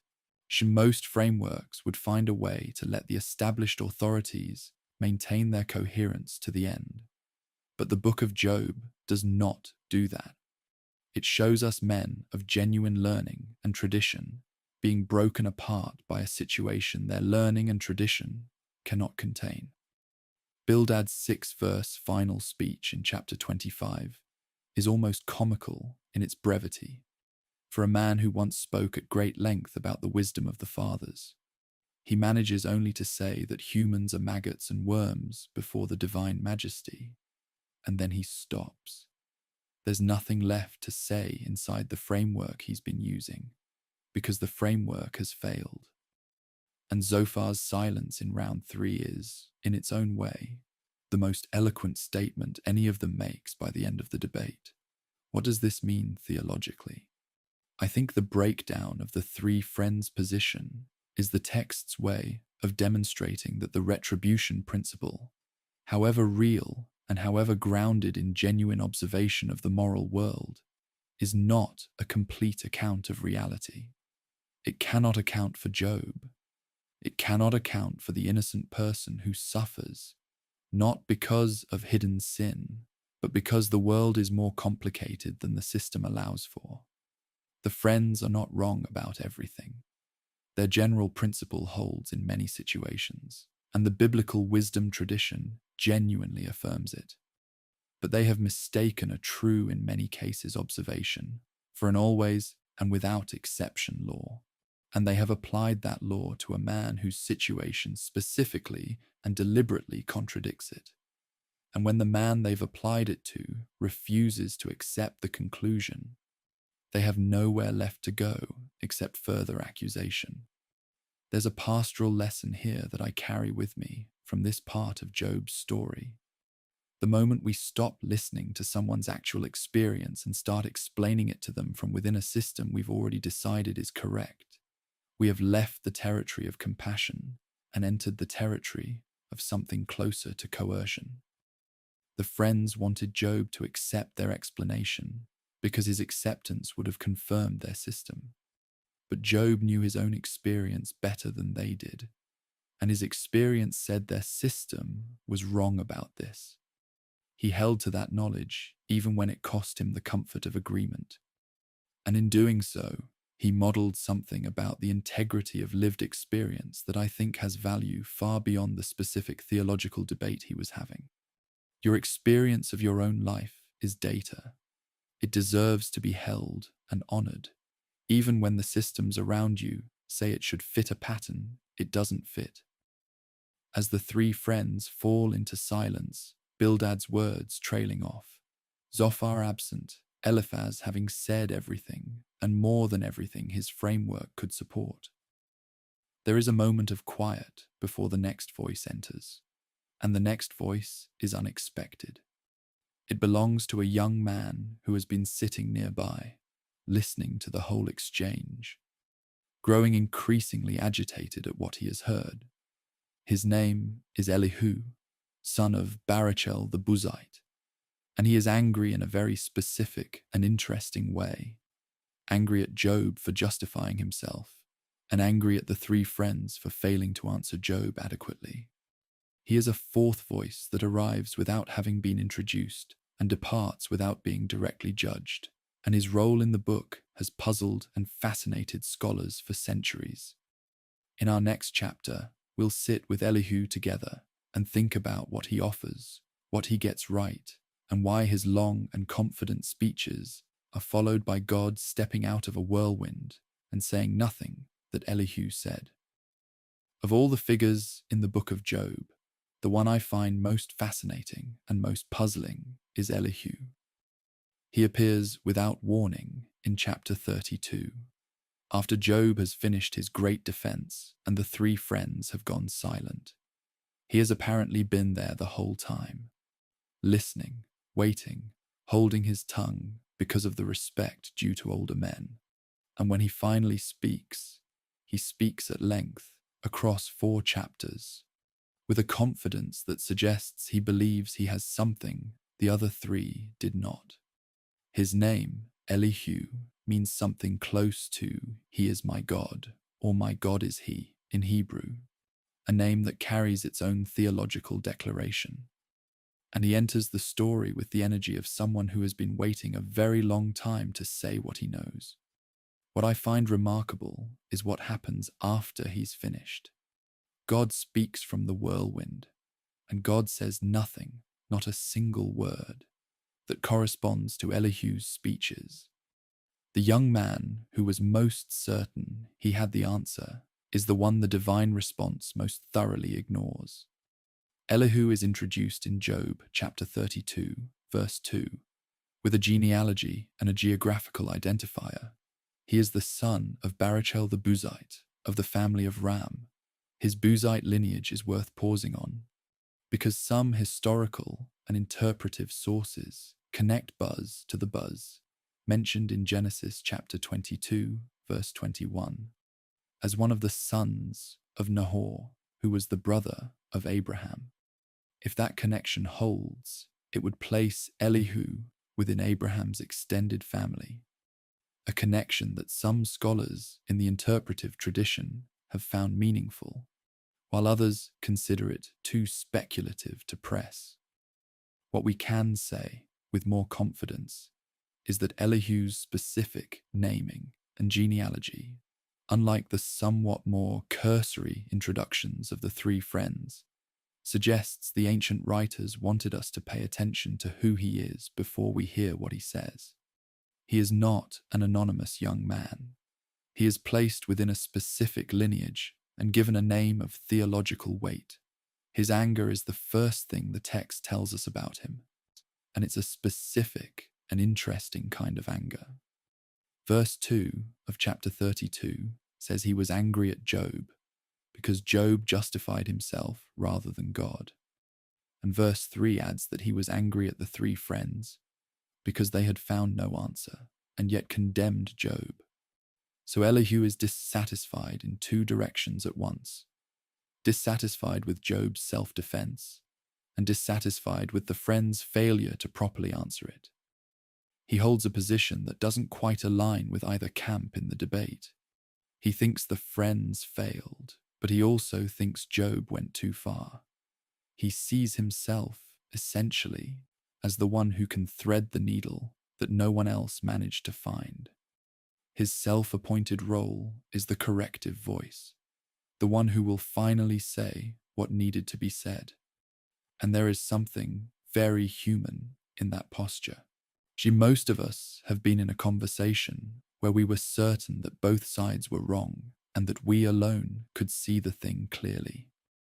When Elihu explains why he has waited to speak in verses 6 and 7 of chapter 32, he appeals to respect for age. He is younger than the 3 friends, and in the ancient Near Eastern cultural context, wisdom was associated with age and experience. Younger people were expected to listen first and speak after. But Elihu reaches past that convention with an argument in verse 8. It is the spirit in man, the breath of the Almighty, that makes him understand. He's claiming that his authority comes not from age or from accumulated tradition, but from the divine breath within him. In verse 18, he adds that he is full of words, that the spirit within him constrains him. He uses the image of wine in an unvented wineskin, pressure building until it must be released. This is a young man who believes he is speaking with something close to divine urgency. The confidence is extraordinary. And I say that not entirely unkindly, because there are things in Elihu's speeches that are genuinely interesting and even theologically creative. What does Elihu actually argue? His speeches across chapters 32 through 37 cover several themes, and I want to walk through the most significant ones with you. First, in chapter 33, verses 14 through 18, he argues that God speaks in multiple ways, through dreams, through visions of the night, through suffering itself, and that the problem is not God's silence, but human inability to perceive what God is already communicating.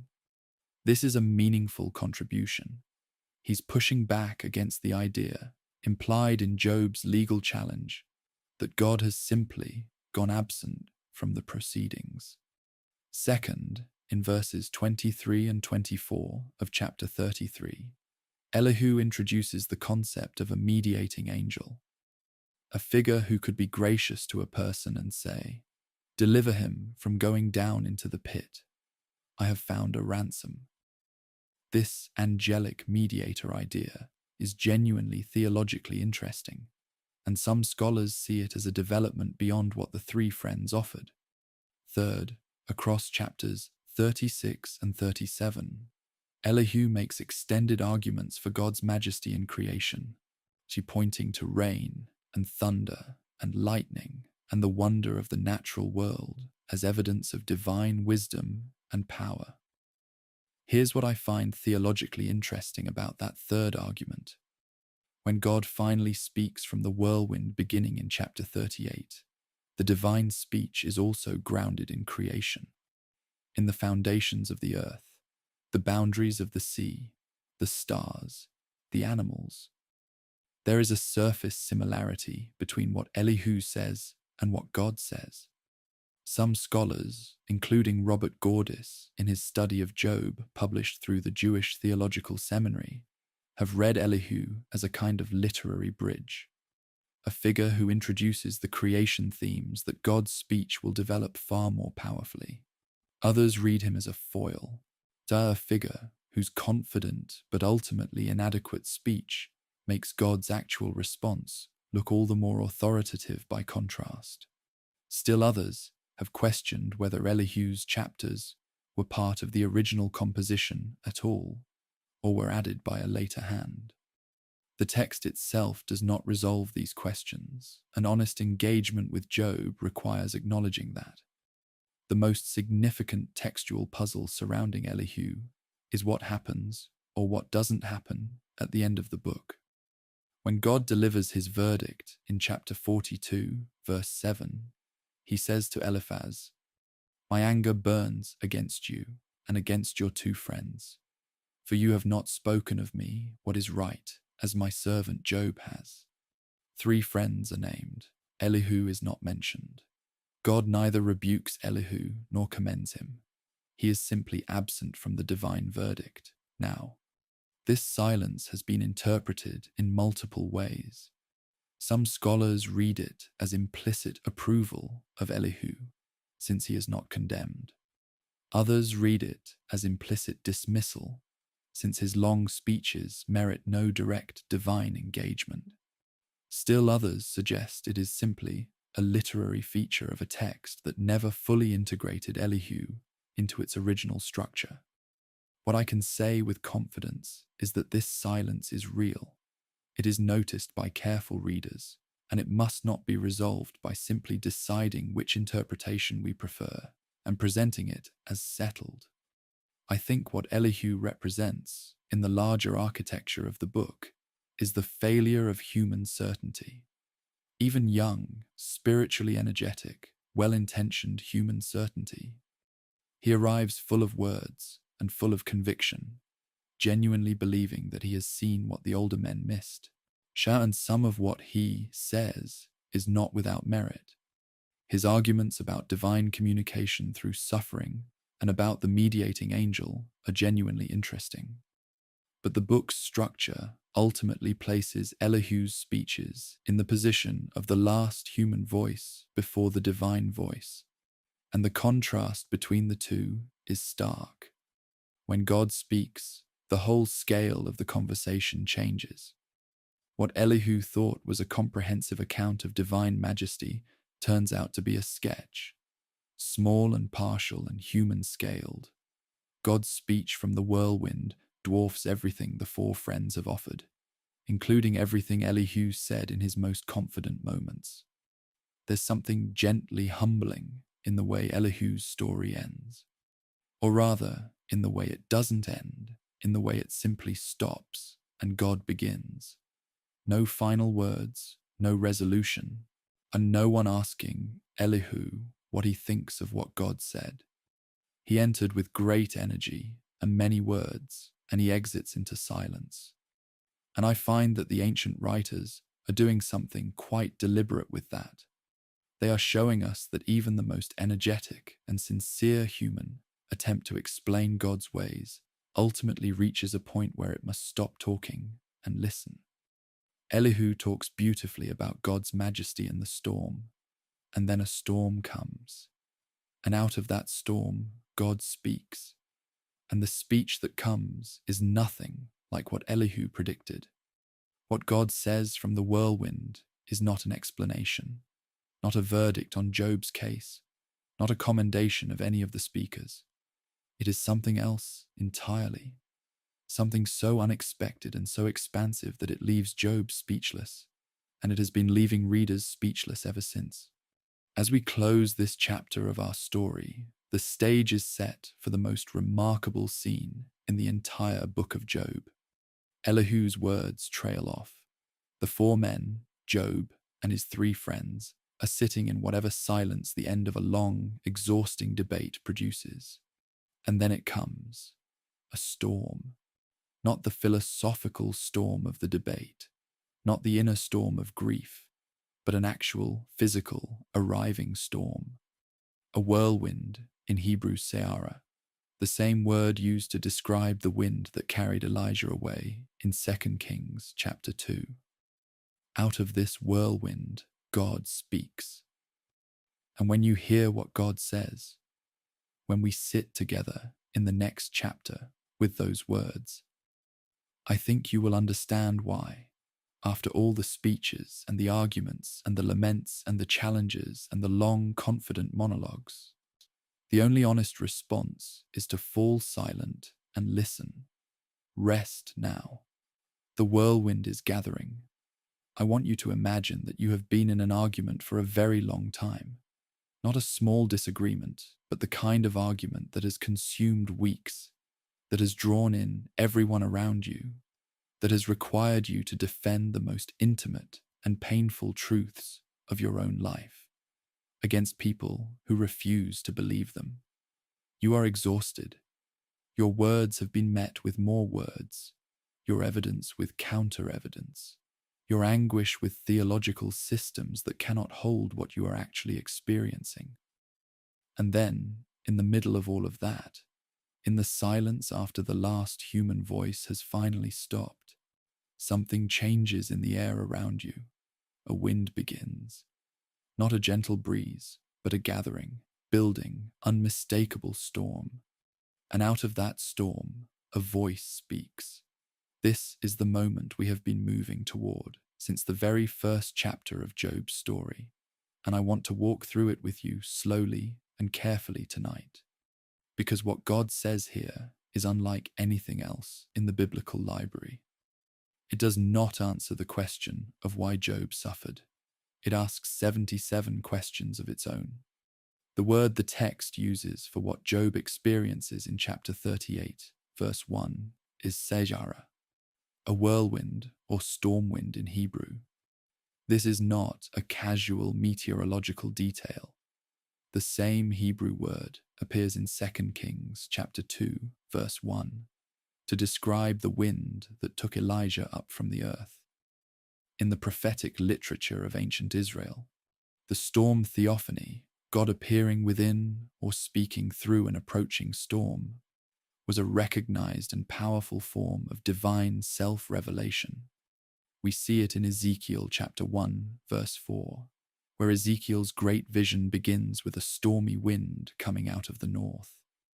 The ancient readers of Job would have understood immediately what the arrival of the Se'ara meant.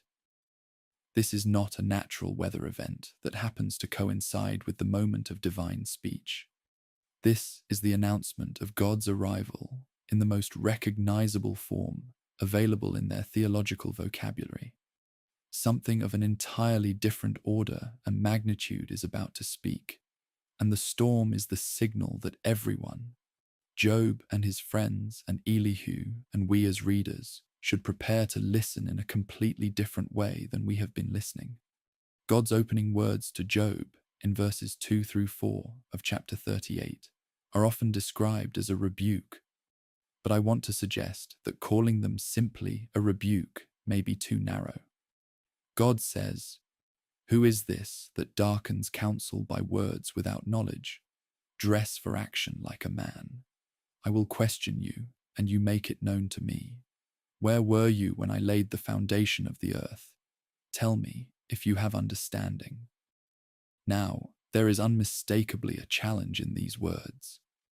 God is not giving Job a gentle affirmation of everything he said. But notice what God does not say. He does not say Job was wrong to speak. He does not say Job sinned by laming. He does not validate any of the three friends' accusations. What God challenges is specifically the darkness of counsel, the speaking without knowledge, a category that, when we reach the end of the book, God will apply to the friends far more directly than to Job. What happens in these opening verses is a reorientation. Job demanded a hearing before God, and God has granted it. But the hearing looks nothing like what Job expected. The divine speeches sweep across the whole of creation with a breadth and energy that I find genuinely astonishing every time I read them.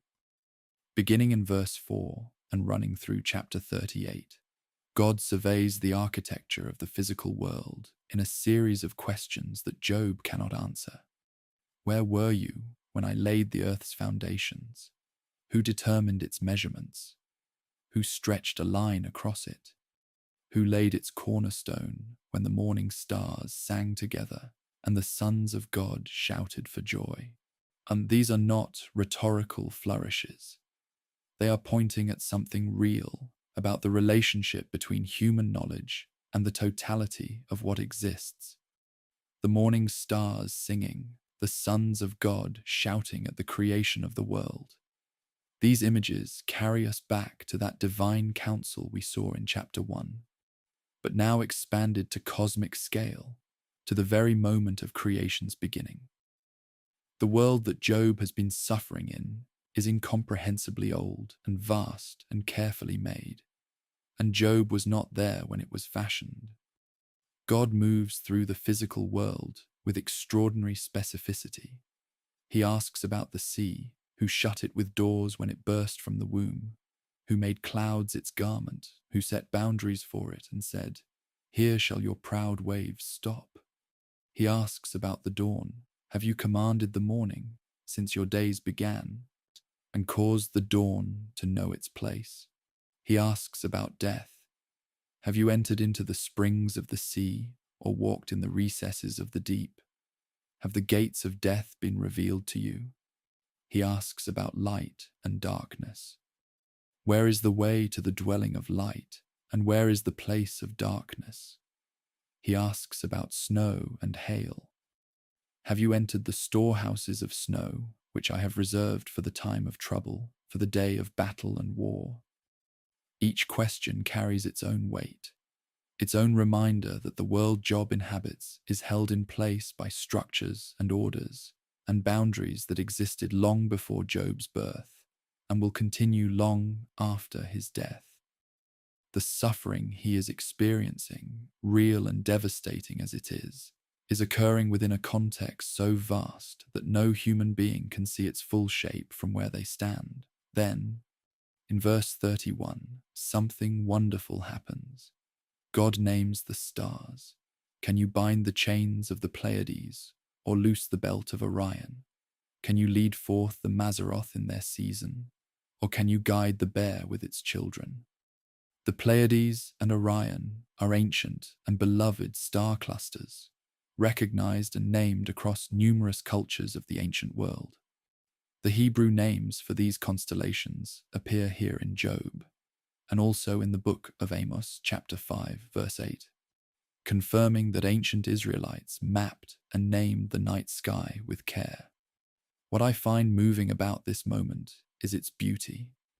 In the middle of a speech about divine power and human limitation, God pauses at the stars, those same stars that have been overhead every night of Job's suffering, that have risen and set in their patterns through every sleepless night in the ash heap, and asks whether Job can command them.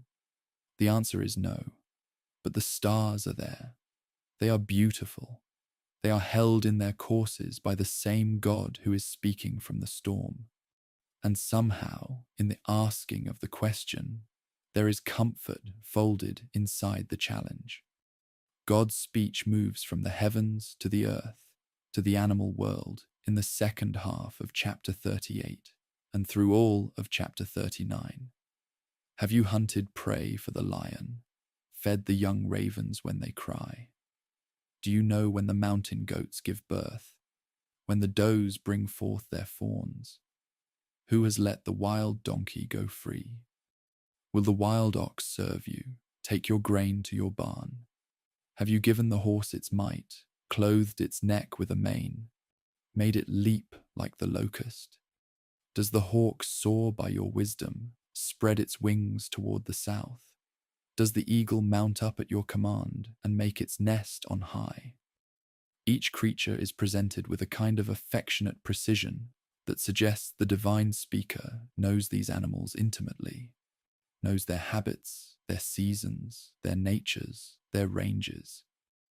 The world God describes is full of life and beauty that operates entirely outside of human control and human understanding. Lions eat. Ravens feed their young. Mountain goats give birth in secret places. The eagle surveys the earth from its high nest. All of this is happening. All of it is being sustained, entirely without Job's involvement or comprehension. What is God doing with all of these questions? I've thought about this for a long time, and I want to offer you what I genuinely believe the text is showing us, while being honest that this is interpretation and that other thoughtful readers have understood it differently. Ellen Davis, in her reflections on Job, suggests that God's speech is not primarily about humiliating Job or simply demonstrating superior power. It is about showing Job a world that is larger, wilder, more beautiful, and more carefully held than the narrow frame of his suffering has allowed him to see. Job has been, understandably and entirely forgivably, living entirely inside his own pain. The friends have been discussing him as though he is the center of the moral universe.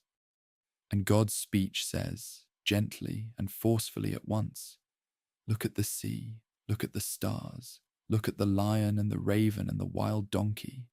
The world is enormous. It is held together. There is order beneath what looks like chaos. And the God who holds all of this is the same God you have been challenging in your pain. You are not forgotten inside this vastness. You are known within it. Carol Newsom, writing in the New Interpreter's Bible commentary on Job, offers another angle on this that I find equally compelling. She points out that God's speech does not defend the order of creation by appeal to some higher principle. It describes the order of creation by showing it. It is, in a sense, a poem about the world as the world actually is, filled with things that are genuinely wild and ungovernable and beyond human comprehension, and yet held within divine care.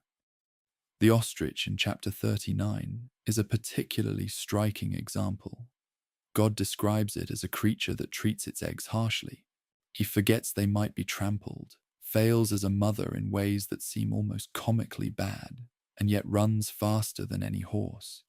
It is strange, it is impractical, it defies the neat categories of good and bad design, and God made it. The universe God describes is not a tidy system with a clear explanation for every part.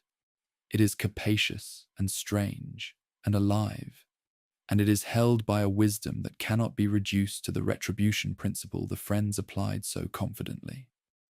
As the first divine speech comes to its close in chapter 39, verse 30, something has shifted in the room that cannot be named precisely.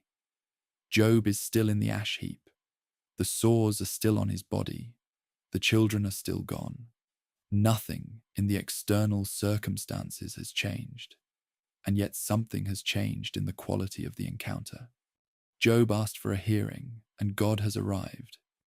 Not with explanations, not with apologies, not with a theological defense of the suffering that was permitted, but present, speaking, asking questions that Job cannot answer, and in the asking, revealing a God who knows the storehouses of snow, and the moment the mountain goat gives birth, and the day the eagle hatches its young. This is the God whose name Job blessed in the ash heap. This is the God whose Redeemer presence Job declared even in the depths of his isolation. And now that God is here, in the storm, asking questions, and the questions are their own kind of answer, not to the problem of suffering, but to the deeper question of whether God is real and present and vast and good. Rest in that tonight, as we prepare to go deeper still into what God says next about Behemoth and Leviathan and the outermost edges of divine power. There is a moment in God's speech where the scale changes. We have moved through the architecture of the earth, the boundaries of the sea, the storehouses of snow, the constellations, the lions and ravens and wild horses.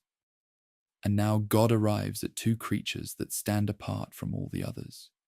Their names are Behemoth and Leviathan. And I want to spend this chapter with you exploring them carefully, because these are among the most debated and most fascinating passages in all of biblical literature. And what God says about them is not incidental to the book's meaning. It is, in many ways, the climax of the divine argument. By the time God finishes describing Leviathan in chapter 41, the case has been made in the most visceral and dramatic terms possible. There are forces in this world that no human being can control, confront, or comprehend. And yet those forces are themselves subject to the God who is speaking. That is the point. And it is a point that lands differently when you are sitting in the ash heap than when you are reading it in comfort.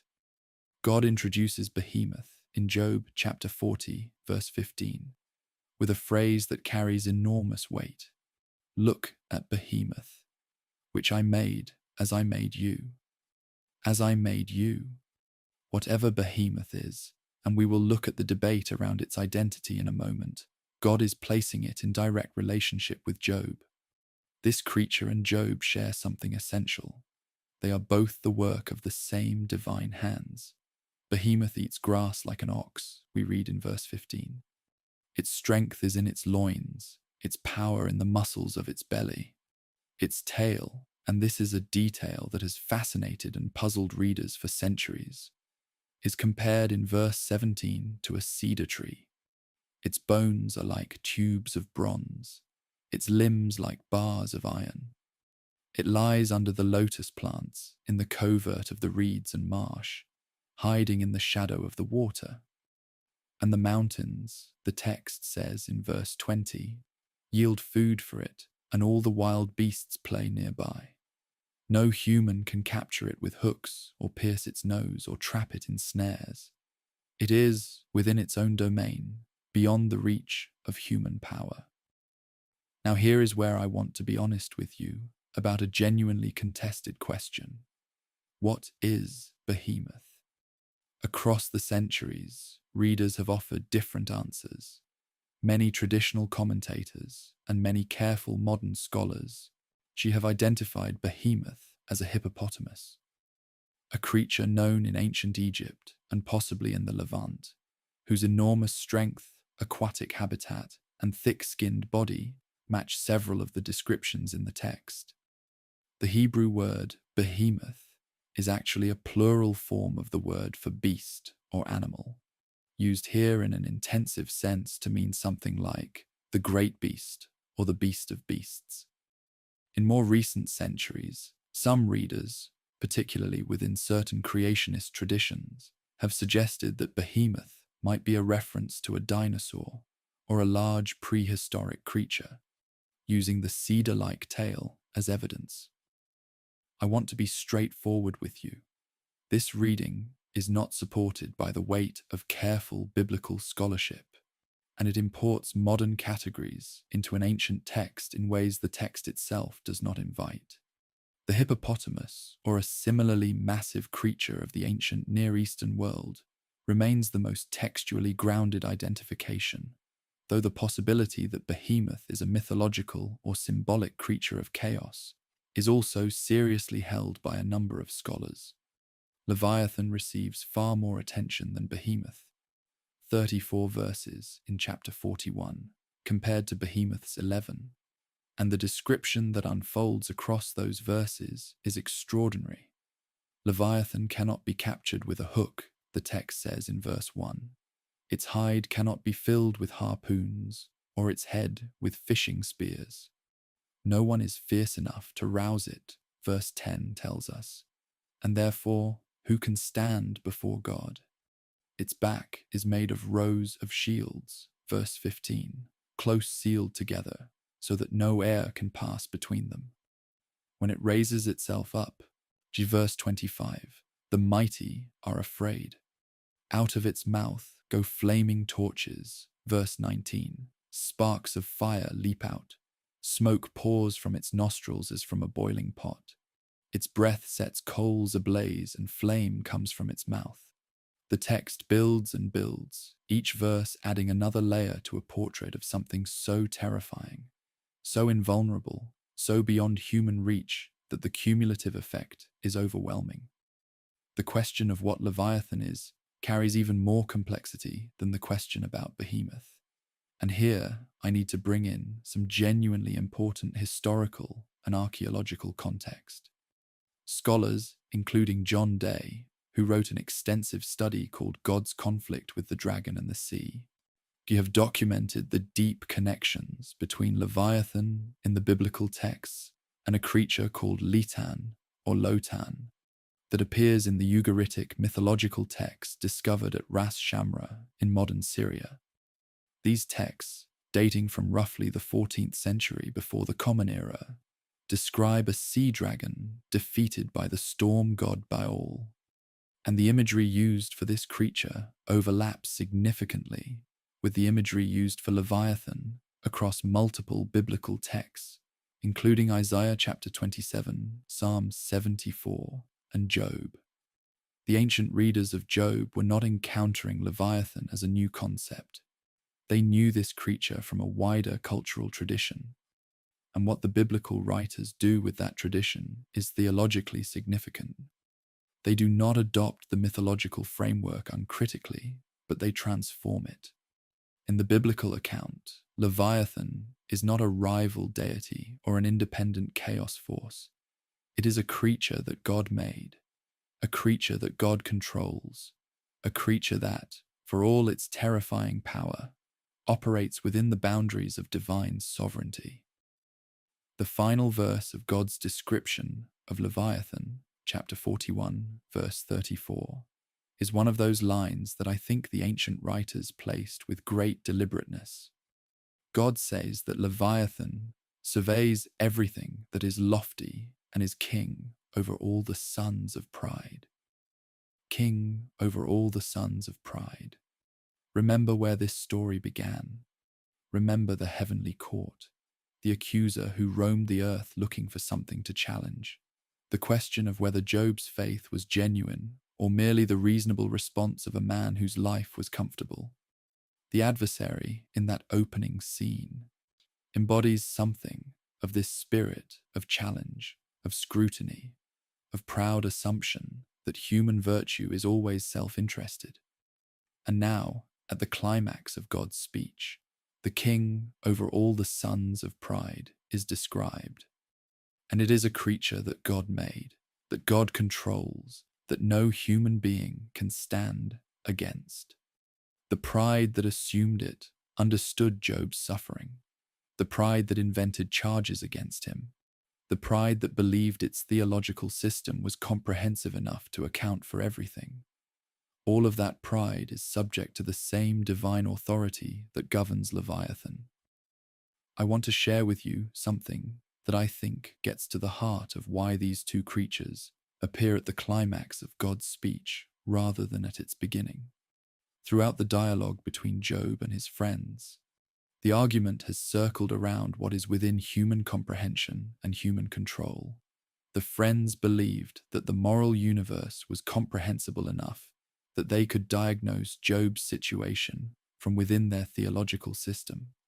Job believed that if he could just get a hearing, he could make the case for his own innocence clearly enough that justice would follow. Both positions assume a world that is, at some level, manageable by human minds and human arguments. And then God arrives and describes Behemoth and Leviathan. He describes creatures that no human being can capture, control, hook, harpoon, or subdue. He is not merely showing off the inventory of creation. He is demonstrating, in the most vivid terms possible, that the world contains power and mystery that utterly exceed human frameworks, and that this is not a problem to be solved, but a reality to be received. What strikes me most deeply in these chapters, and what I think the text is doing at a level that goes beyond the individual images, is the way God speaks about these creatures with what I can only describe as affection. He knows Behemoth's habitat, the times it drinks, the places it shelters. He knows Leviathan's scales and its breath and the way it churns the deep into a boiling pot like a pot of ointment. This is not the language of an engineer describing the specs of a machine. It is the language of someone who made these things and finds them remarkable. The same God who knows the moment the mountain goat gives birth also knows the texture of Leviathan's hide. The same God who set the boundaries of the sea also made the creature that lives in its depths. And the God who made all of this also made Job, also spoke of Job's integrity to the heavenly court, also said without cause about everything Job suffered. That God, vast and wild and incomprehensible, and yet intimately acquainted with every creature in his creation, is the God Job has been in relationship with all along. Here is where I want to offer you something that I find genuinely comforting in these strange and overwhelming chapters. The divine speeches do not comfort Job by minimizing his suffering or explaining it away. They comfort him, if comfort is even the right word, by placing his suffering within a context so vast that the question, why me, begins to look like a different question than it did before. Not because the suffering doesn't matter, but because the God who permitted it is so much larger than the system the friends used to explain it. The God of Behemoth and Leviathan is not a God who can be fully captured in a theological formula, however true that formula may be in its own domain. The God of the whirlwind speech is wilder and more present and more specific than any of the frameworks offered across all the preceding chapters. And somehow, in the encounter with that wildness and that presence, Job finds something he has been searching for since the day the first messenger arrived. As we prepare to move from the divine speeches to Job's response, I want to leave you with the image of Leviathan, king over all the sons of pride, made by and subject to the God who spoke from the whirlwind. And I want to leave you with the image of Job, still in the ash heap, listening. He has heard about the foundations of the earth, and the storehouses of snow, and the Pleiades, and the wild donkey, and the eagle and behemoth, lying in the reeds, and Leviathan with fire on its breath. He has been asked 77 questions he cannot answer, and something is happening in him. Something that his 5 words in the next chapter will attempt to name, and that even those 5 words will not fully capture. Job is being changed not by an explanation, but by an encounter. And that, I think, is one of the most important things this ancient book has to teach us about what it means to meet God in the middle of suffering. Rest gently in that tonight, and in our next chapter, we will hear what Job says when the whirlwind goes quiet and the questions stop. After everything, after the first messenger and the second and the third and the fourth, after the ash heap and the saws and the broken pottery, after 7 days of silence and weeks of debate with 3 friends, and the long, strange monologue of Elihu, and 77 unanswerable questions from the whirlwind, Job speaks. And what he says is brief. Astonishingly, almost shockingly brief. The man who gave us some of the longest and most sustained speeches in the book, who argued his case across dozens of chapters, who declared that he would speak to the Almighty and argue his ways to God's face. This man now speaks 5 verses across 2 short responses, and in those 10 sentences, the entire book pivots on its axis. I want to sit with you in these verses tonight very carefully, because they contain some of the most debated words in the entire biblical library, and I think they deserve more attention than they often receive. What Job says here is not a simple capitulation. It is not a defeat. It is something much more interesting and much more human than either of those things. Job's first response to God comes in chapter 40, verses 3 through 5, right in the middle of the divine speeches, after the first great sweep through creation, but before the descriptions of Behemoth and Leviathan. He says, "Behold, I am of small account. What shall I answer you? I lay my hand on my mouth. I have spoken once, and I will not answer, twice, but I will proceed no further." The gesture he describes, laying his hand on his mouth, is worth pausing on, because it is not a randomly chosen image. In the ancient Near Eastern world, this gesture of covering the mouth was a recognized posture of submission and awe in the presence of superior authority. It appears in ancient Mesopotamian texts and iconography as a signal of deference, of recognizing that one is in the presence of something one cannot answer. Job is not saying he was wrong to speak at all. He is saying that he has arrived at the boundary of what his speech can do. He has made his case, and now something has arrived that is larger than the case. And in the face of that something, the only honest response is silence. Then God speaks again, the second divine speech covering chapters 40 and 41, the Behemoth and Leviathan passages we explored in our last chapter. And after all of that, Job speaks his final words in chapter 42, verses 1 through 6. He begins with an acknowledgement that may be the most theologically compressed statement in the entire book. I know that you can do all things, and that no purpose of yours can be thwarted. This is not new information. Job knew God's power before the suffering began. What has changed is the quality of the knowing. It has moved from received doctrine to lived encounter. And then he quotes back to God the opening question of the divine speech. Who is this that hides counsel without knowledge? It is as if Job is saying, that was me. That question was aimed at me, and I received it. And then comes verse 5, which I think is the emotional and spiritual center of Job's entire response. I had heard of you by the hearing of the ear, but now my eye sees you. There it is. Before, he knew about God. Now he has encountered God. The difference between those two things is everything. Verse 6 is where things become genuinely complex, and I want to be honest with you about the complexity, because I think glossing over it would actually diminish the depth of what Job is saying. The traditional translation, carried across many English versions, including the King James, reads, "Therefore I despise myself and repent in dust and ashes." On the surface, this sounds like a confession of moral failure. Job admitting that he was wrong about himself, that the friends were right, that he deserved what he got.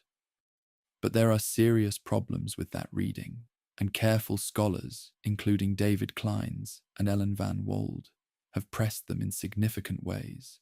First, the Hebrew verb translated as despise myself, emaz, does not require a reflexive object. Its object in this sentence is grammatically ambiguous. It can mean, I despise myself, but it can also mean, I retract, or I reconsider, with no specified object. Second, the phrase, in dust and ashes, may be a description of where Job is sitting, the ash heap, rather than a gesture of further humiliation.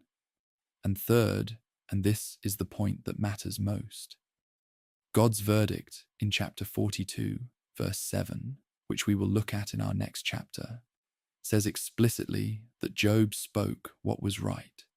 If Job's speech throughout the book was sinful and requiring repentance, God's commendation of it makes no sense. So what is Job actually saying in verse 6? I think the most honest answer is that the Hebrew allows for a reading something like this. Therefore I reconsider, and I am comforted concerning dust and ashes. Or, as some have suggested, therefore I retract my words, and I find comfort even in dust and ashes. This reading preserves Job's integrity, which God will shortly confirm. It suggests that what Job is retracting is not his innocence, but his prior mode of speaking. The legal challenge, the demand for a hearing, the posture of prosecution. He has received something more than a hearing. He has received an encounter. And in the light of that encounter, the legal language he was using becomes unnecessary, not because he was guilty, but because the relationship has been restored to a different register entirely. He came to court and found himself instead in the presence of the one who made the stars. The lawsuit is over, not because Job lost it, but because he found something better than winning it. There is a phrase in verse 5 that I want to return to, because I think it is the quiet heart of the entire chapter. Now my eye sees you. In the ancient Near Eastern world, and throughout the Hebrew Bible, sight and knowledge were closely related. To see something was to know it in a way that hearing about it never achieved. Job has, throughout the book, been pleading for a face-to-face encounter with God. He wanted to present his case in person. He wanted God to look at him and recognize his innocence. And now, in the most unexpected way imaginable, through a whirlwind, through unanswerable questions about the foundations of the earth and the behavior of wild animals and the breathing of a sea monster, the encounter he asked for has happened. God came. Not in the way Job expected, not with the explanation Job wanted, not as a defendant answering Job's charges, but as the living God of the whole creation, present and speaking and asking and wild. And Job saw, not with physical eyes, God is not describing a vision of a divine form, but with the eyes of encounter, the kind of seeing that changes how everything else looks afterward. The spiritual tradition across multiple communities of faith has returned to this moment again and again, and each tradition finds something slightly different in it. In the Jewish interpretive tradition, Job's response is often read as an acknowledgement of human limitation before divine wisdom, the recognition that the framework within which Job was operating, however honest, was too small for the reality of God.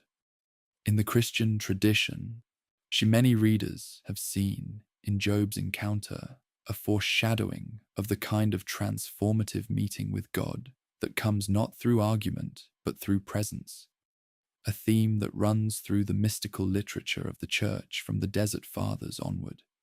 In both cases, what is being named is the same essential movement, from knowing about to knowing, from doctrine to encounter, from hearing about God to seeing God. That movement, whatever its specific theological content, is one of the most recognizable experiences in the history of human spirituality. And Job describes it in 5 words of Hebrew that have carried its weight across 3,000 years. What I find genuinely moving about Job's response, taken as a whole, is its restraint. After everything he has been through, after all the words that have passed between him and his friends and him and God, he does not emerge from the whirlwind with a comprehensive theology of suffering. He does not issue a corrected doctrine.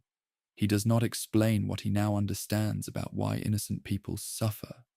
He says, "I have encountered you," and that is enough. There is a kind of wisdom in that restraint that I think the book is deliberately modeling for us. The encounter with the living God does not produce a tidier explanation of the world's pain. It produces a different relationship with the God who holds the world in its pain. Job is not less honest after the whirlwind than he was before it. He is not pretending that the suffering made sense. He is saying that in the presence of the God of the whirlwind, the question has not been answered, but he himself has been met. And being met, it turns out, is what he needed most. As we approach the close of this chapter, I want to acknowledge something that the text itself does not linger on, but that I think deserves recognition. Job responds to God from the ash heap. Nothing has changed in his physical situation between the beginning of the divine speeches and the end of his response. He is still sitting where he was sitting. His body is still in the condition it was in. His children are still gone. The whirlwind has come and spoken and gone, and Job is still in the same place. And yet everything is different. The difference is not external. It is internal, relational, spiritual. The difference between a man who feels utterly abandoned and a man who has been met by the God he feared had forgotten him. That difference, invisible from the outside, is everything from the inside. And I think the ancient writers place Job's response exactly here, before the restoration that comes in the final chapter, to make sure we understand the sequence. The encounter comes before the restoration. The transformation comes before the circumstances change. Job is made whole in the relationship before he is made whole in the world. As we prepare to move into our next and final narrative chapter, the story is about to take a turn that many readers find either deeply satisfying or deeply complicated, and sometimes both at once. God is about to deliver a verdict, not on Job, on the friends, and the verdict, when it comes, is so clear and so direct that it reframes everything the 3 friends said across all those chapters of debate. What God says about Eliphaz and Bildad and Zophar in chapter 42, verse 7, is one of the most important sentences in the entire book, and it has profound implications for how we understand what honest speech about God actually means. Rest now in the quiet that follows the whirlwind. Job has seen, and tomorrow we will witness what that seeing sets in motion for everyone around him. The verdict, when it comes, is not what anyone was expecting, and I want to tell you why. Throughout the entire book of Job, the assumption of the 3 friends has been consistent, that God would ultimately vindicate their position. They were, after all, the ones defending divine justice. They were the ones insisting that the moral order of the universe was coherent and predictable. They were the ones who kept saying, in various ways, that suffering follows sin and blessing follows righteousness, and that therefore Job's suffering must indicate hidden sin. They believed they were speaking up for God. They believed that when all was said and done, God would stand behind what they had said. And then, in Job chapter 42, verse 7, God addresses Eliphaz the Temanite with these words: "My anger burns against you and against your two friends, for you have not spoken of me what is right, as my servant Job has." There it is. The men who thought they were defending God's reputation were the ones God was angry with, and the man they accused, the man sitting in ashes who argued and challenged and demanded a hearing, that man spoke what was right. Let me make sure we hear the full weight of what God says in verses 7 and 8, because the structure of it matters. God repeats the indictment twice. Twice he says to Eliphaz that the friends have not spoken what is right, and both times he adds the phrase, "as my servant Job has." He also calls Job my servant, not once, but 4 times in these closing verses, using the same title of honor he used for Job at the very beginning of the book in chapter 1, verse 8. My servant Job. In the ancient Hebrew world, being called the servant of God was not a diminishment. It was a title of the highest distinction. Moses is called the servant of God. David is called the servant of God. The title signals closeness, trust, in divine regard. And God bestows it on Job here at the end, without qualification and without apology, even after everything Job said in his speeches, even after the legal challenges and the laments and the demands for a hearing. My servant Job spoke what was right. The moral authority of the verdict could not be clearer. The practical consequences of this verdict fall immediately on the 3 friends.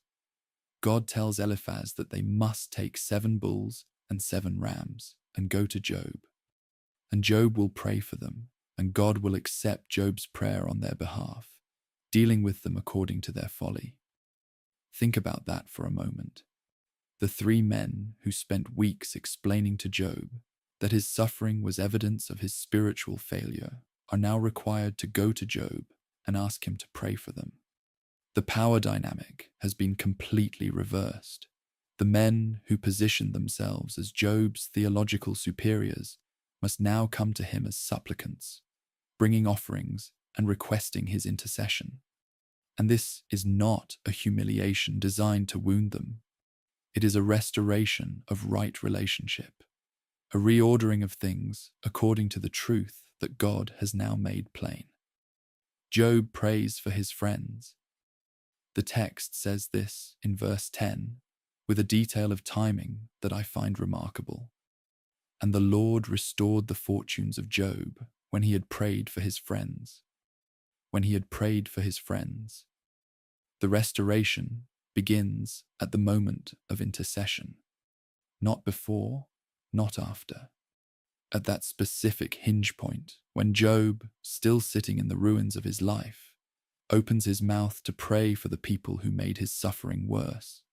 I find something enormously significant in that timing. Job is not restored because he endured patiently enough, or because he eventually said the right theological words, or because he repented in the way the friends always insisted he should.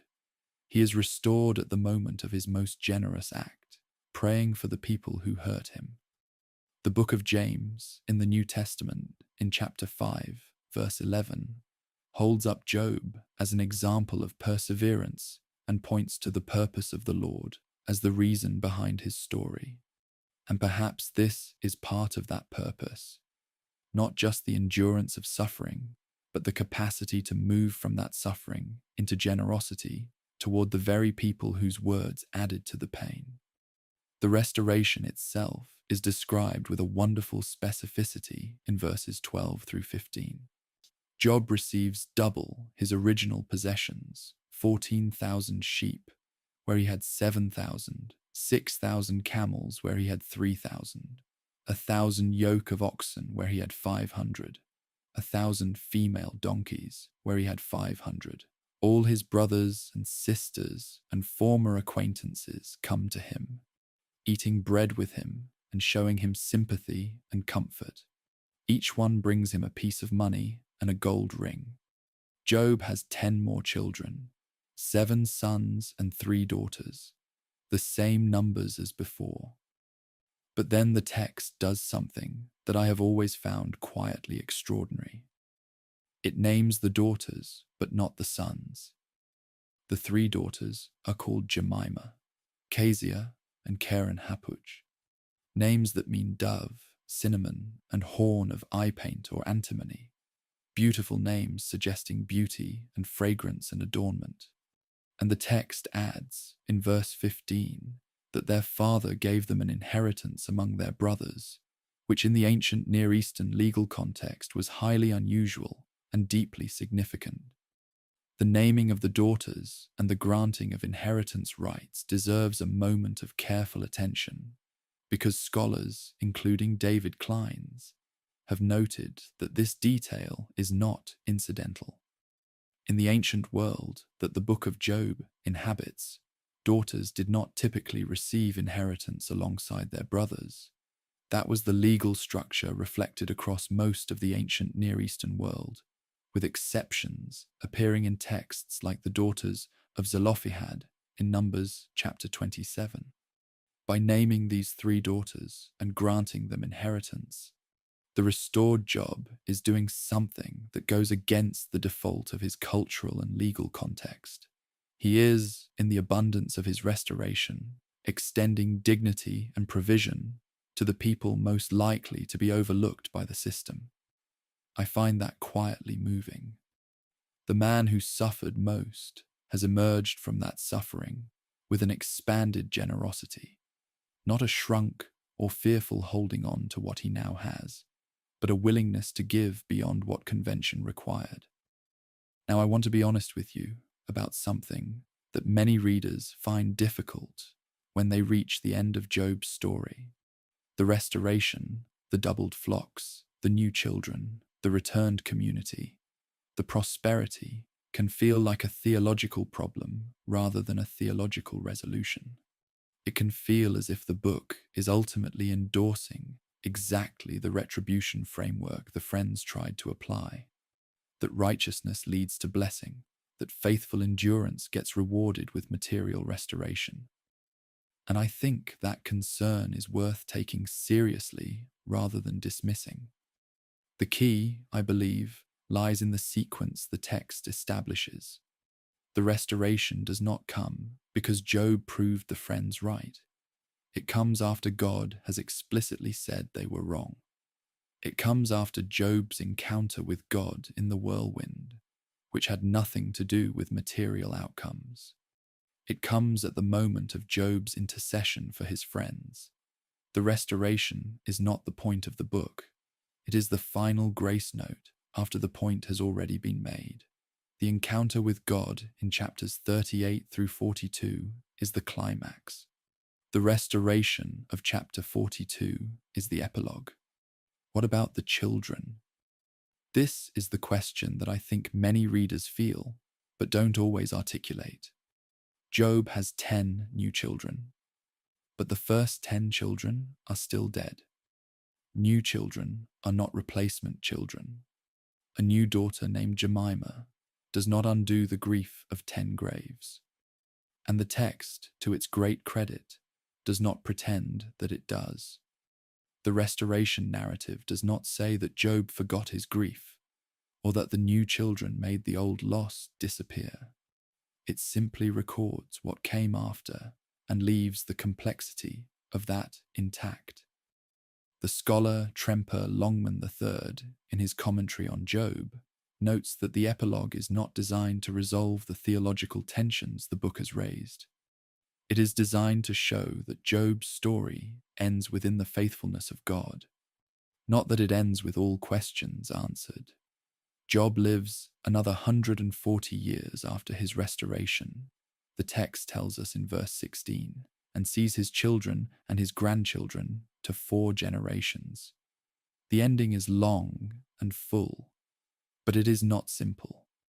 The verdict God delivers in this chapter has echoed across Jewish and Christian interpretation for centuries, and I think its most enduring lesson is about what it means to speak honestly about God. The 3 friends spoke carefully about God. They used recognized theological categories.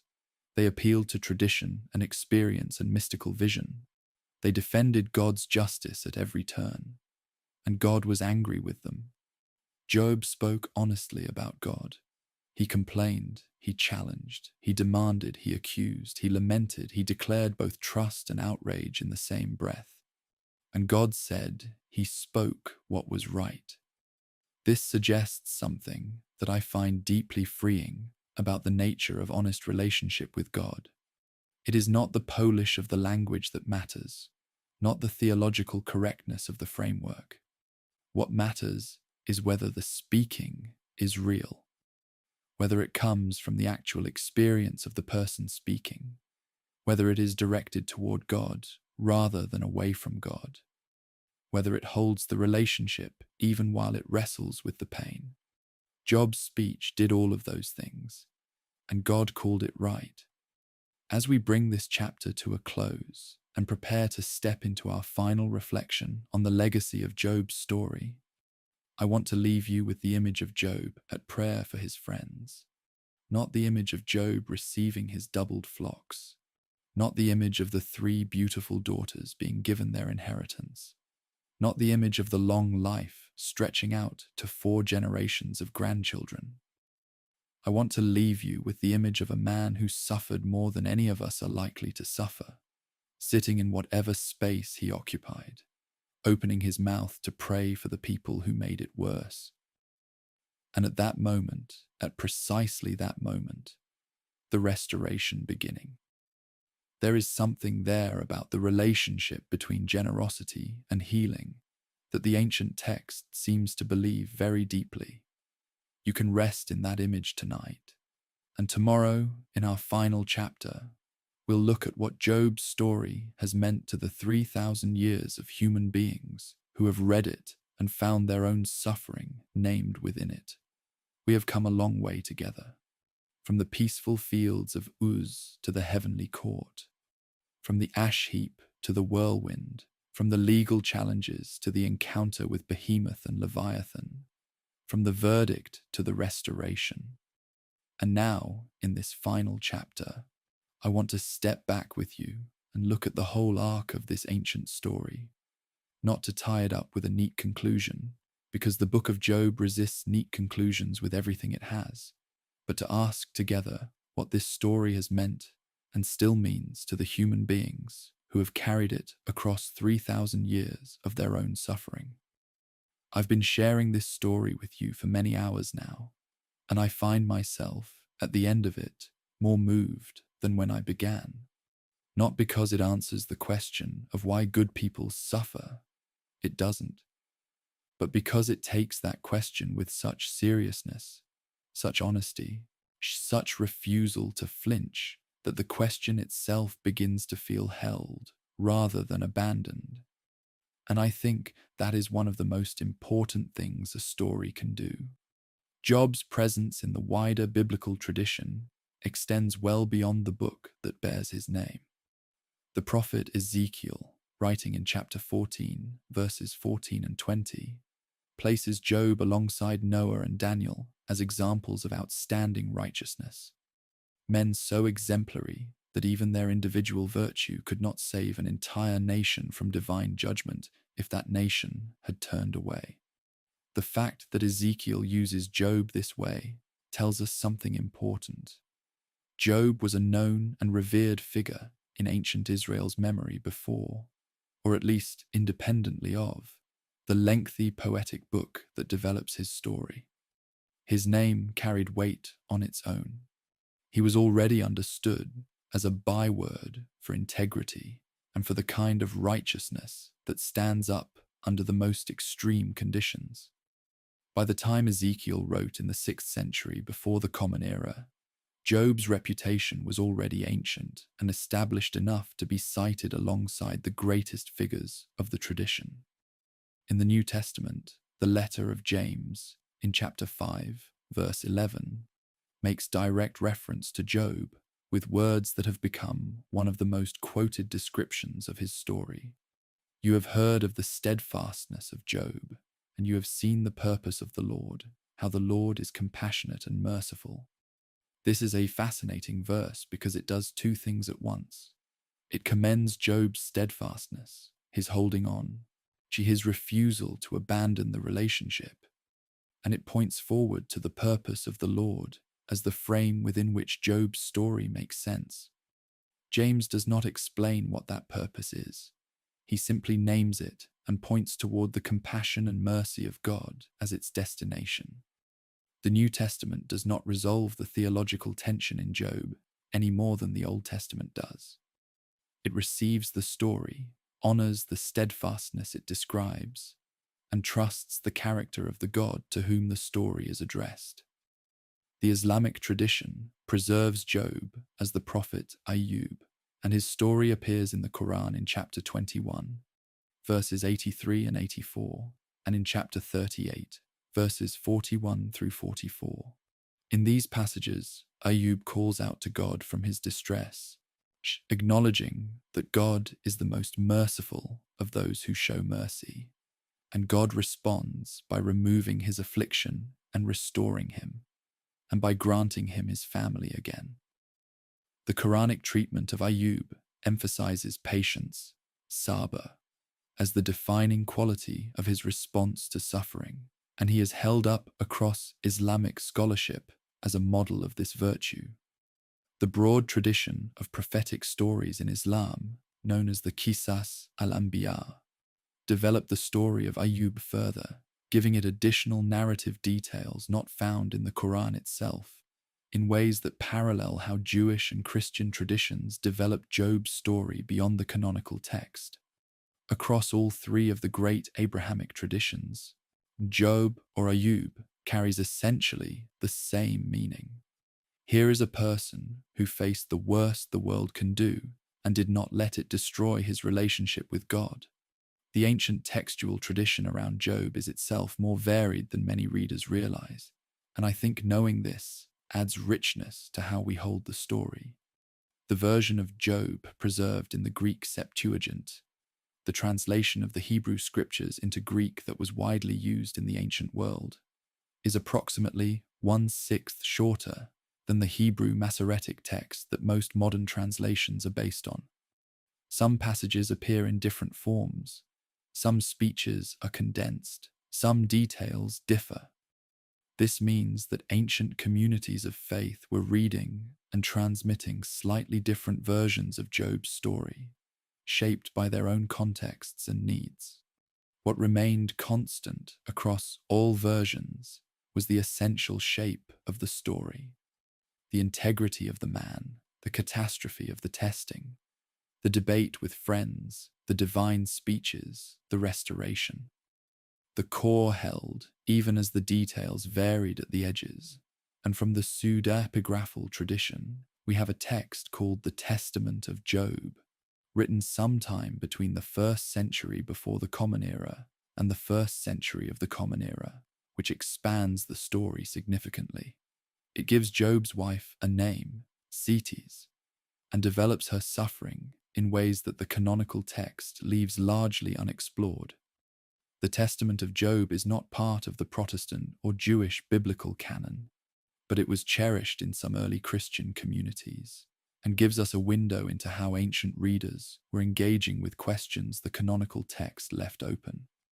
The rabbis of the ancient Jewish world engaged with Job with extraordinary depth and sometimes with wonderful directness. In the Talmud, in a tractate called Bava Batra, the discussion covers whether Job actually existed as a historical person, and if so, what his nationality might have been. The options the rabbis consider include the possibility that Job was a Gentile, that he was an Israelite, and even that he was an allegorical figure created by Moses to illustrate a theological point. The debate was never fully resolved, and I find something deeply honest about that unresolved quality. The rabbis understood that the most important questions Job raises are not really about his historical details. They are about the nature of suffering and divine justice and honest faith. And those questions do not require a specific historical resume to carry their weight. Whether Job was a historical figure or a literary construction, his story tells a truth that the rabbis recognized as essential and real. The scholarly tradition has contributed enormously to our understanding of Job, and I want to honor a few voices who have shaped how we read this book in the modern world. Catherine Dell's work on Job as a form of skeptical literature helps us understand that the book's persistent questioning and refusal of easy resolution is not a failure of faith, but a sophisticated literary strategy for approaching the limits of human knowledge about God. Gustavo Gutierrez, writing from within the liberation theology tradition in his book on Job, reads the story as a meditation on what it means to speak of God from a place of innocent suffering. And he connects Job's experience explicitly to the experience of the poor and marginalized throughout history, people who have suffered not because of their own failures, but because of the structures of the world they were born into. And Elie Wiesel, the Nobel Peace Prize laureate and Holocaust survivor, engaged with Job's story across decades of his writing, most directly in his play, The Trial of God, which imagines a community of Jews putting God on trial after a pogrom, and finding in the structure of Job's complaint a framework for their own impossible grief. These are not peripheral readings. They are evidence that Job's story has the capacity to speak directly into the worst experiences of human history. What do I take away from the whole sweep of Job's story, after sitting with it as deeply as I know how? I take away the permission to be honest. Job shows us that the relationship with God is strong enough to hold our worst questions, our darkest accusations, our most desperate demands. He shows us that lament is not faithlessness, but a form of faith that refuses to let go of the relationship, even while it protests the pain. He shows us that the friends who reach too quickly for explanation, who prioritize the coherence of their theological system over the actual experience of the person in front of them, end up speaking falsely even when their doctrine is mostly sound. He shows us that the encounter with God does not resolve suffering so much as it transforms the person who suffers, not by making the pain disappear, but by making the presence of God felt within it. And he shows us that restoration, when it comes not as a reward for correct theology, but as a gift from a God whose compassion and mercy, as James said, are the final words of the story. The question Job asks, why do the righteous suffer, is one that every generation of human beings has had to face fresh, in their own time and their own bodies and their own particular darkness. There is no permanent answer to it, no theological formula that makes it stop hurting, no system comprehensive enough to account for every innocent person who has ever sat in their own version of the ash heap. And I think the book of Job knows this and has always known this. Its greatness lies not in the answer it provides, but in the quality of the questions it refuses to abandon. It sits in the ash heap with us. It refuses to tell us that what we are experiencing makes sense within a system that we ought to simply accept. It lets Job speak his worst and his best, and it shows us a God who, in the end, preferred Job's honesty to his friend's orthodoxy. That is not nothing. That is, for many people in many centuries, everything. As we come to the very end of this story together, I want to leave you with a few final images. Job in the land of Uz, blameless and upright, the greatest of the people of the East. Job on the ground after the fourth messenger, tearing his robe, blessing the name of the Lord. Job in the ash heap, his wife desperate beside him, scraping his sores and holding on. The three friends sitting in silence for 7 days.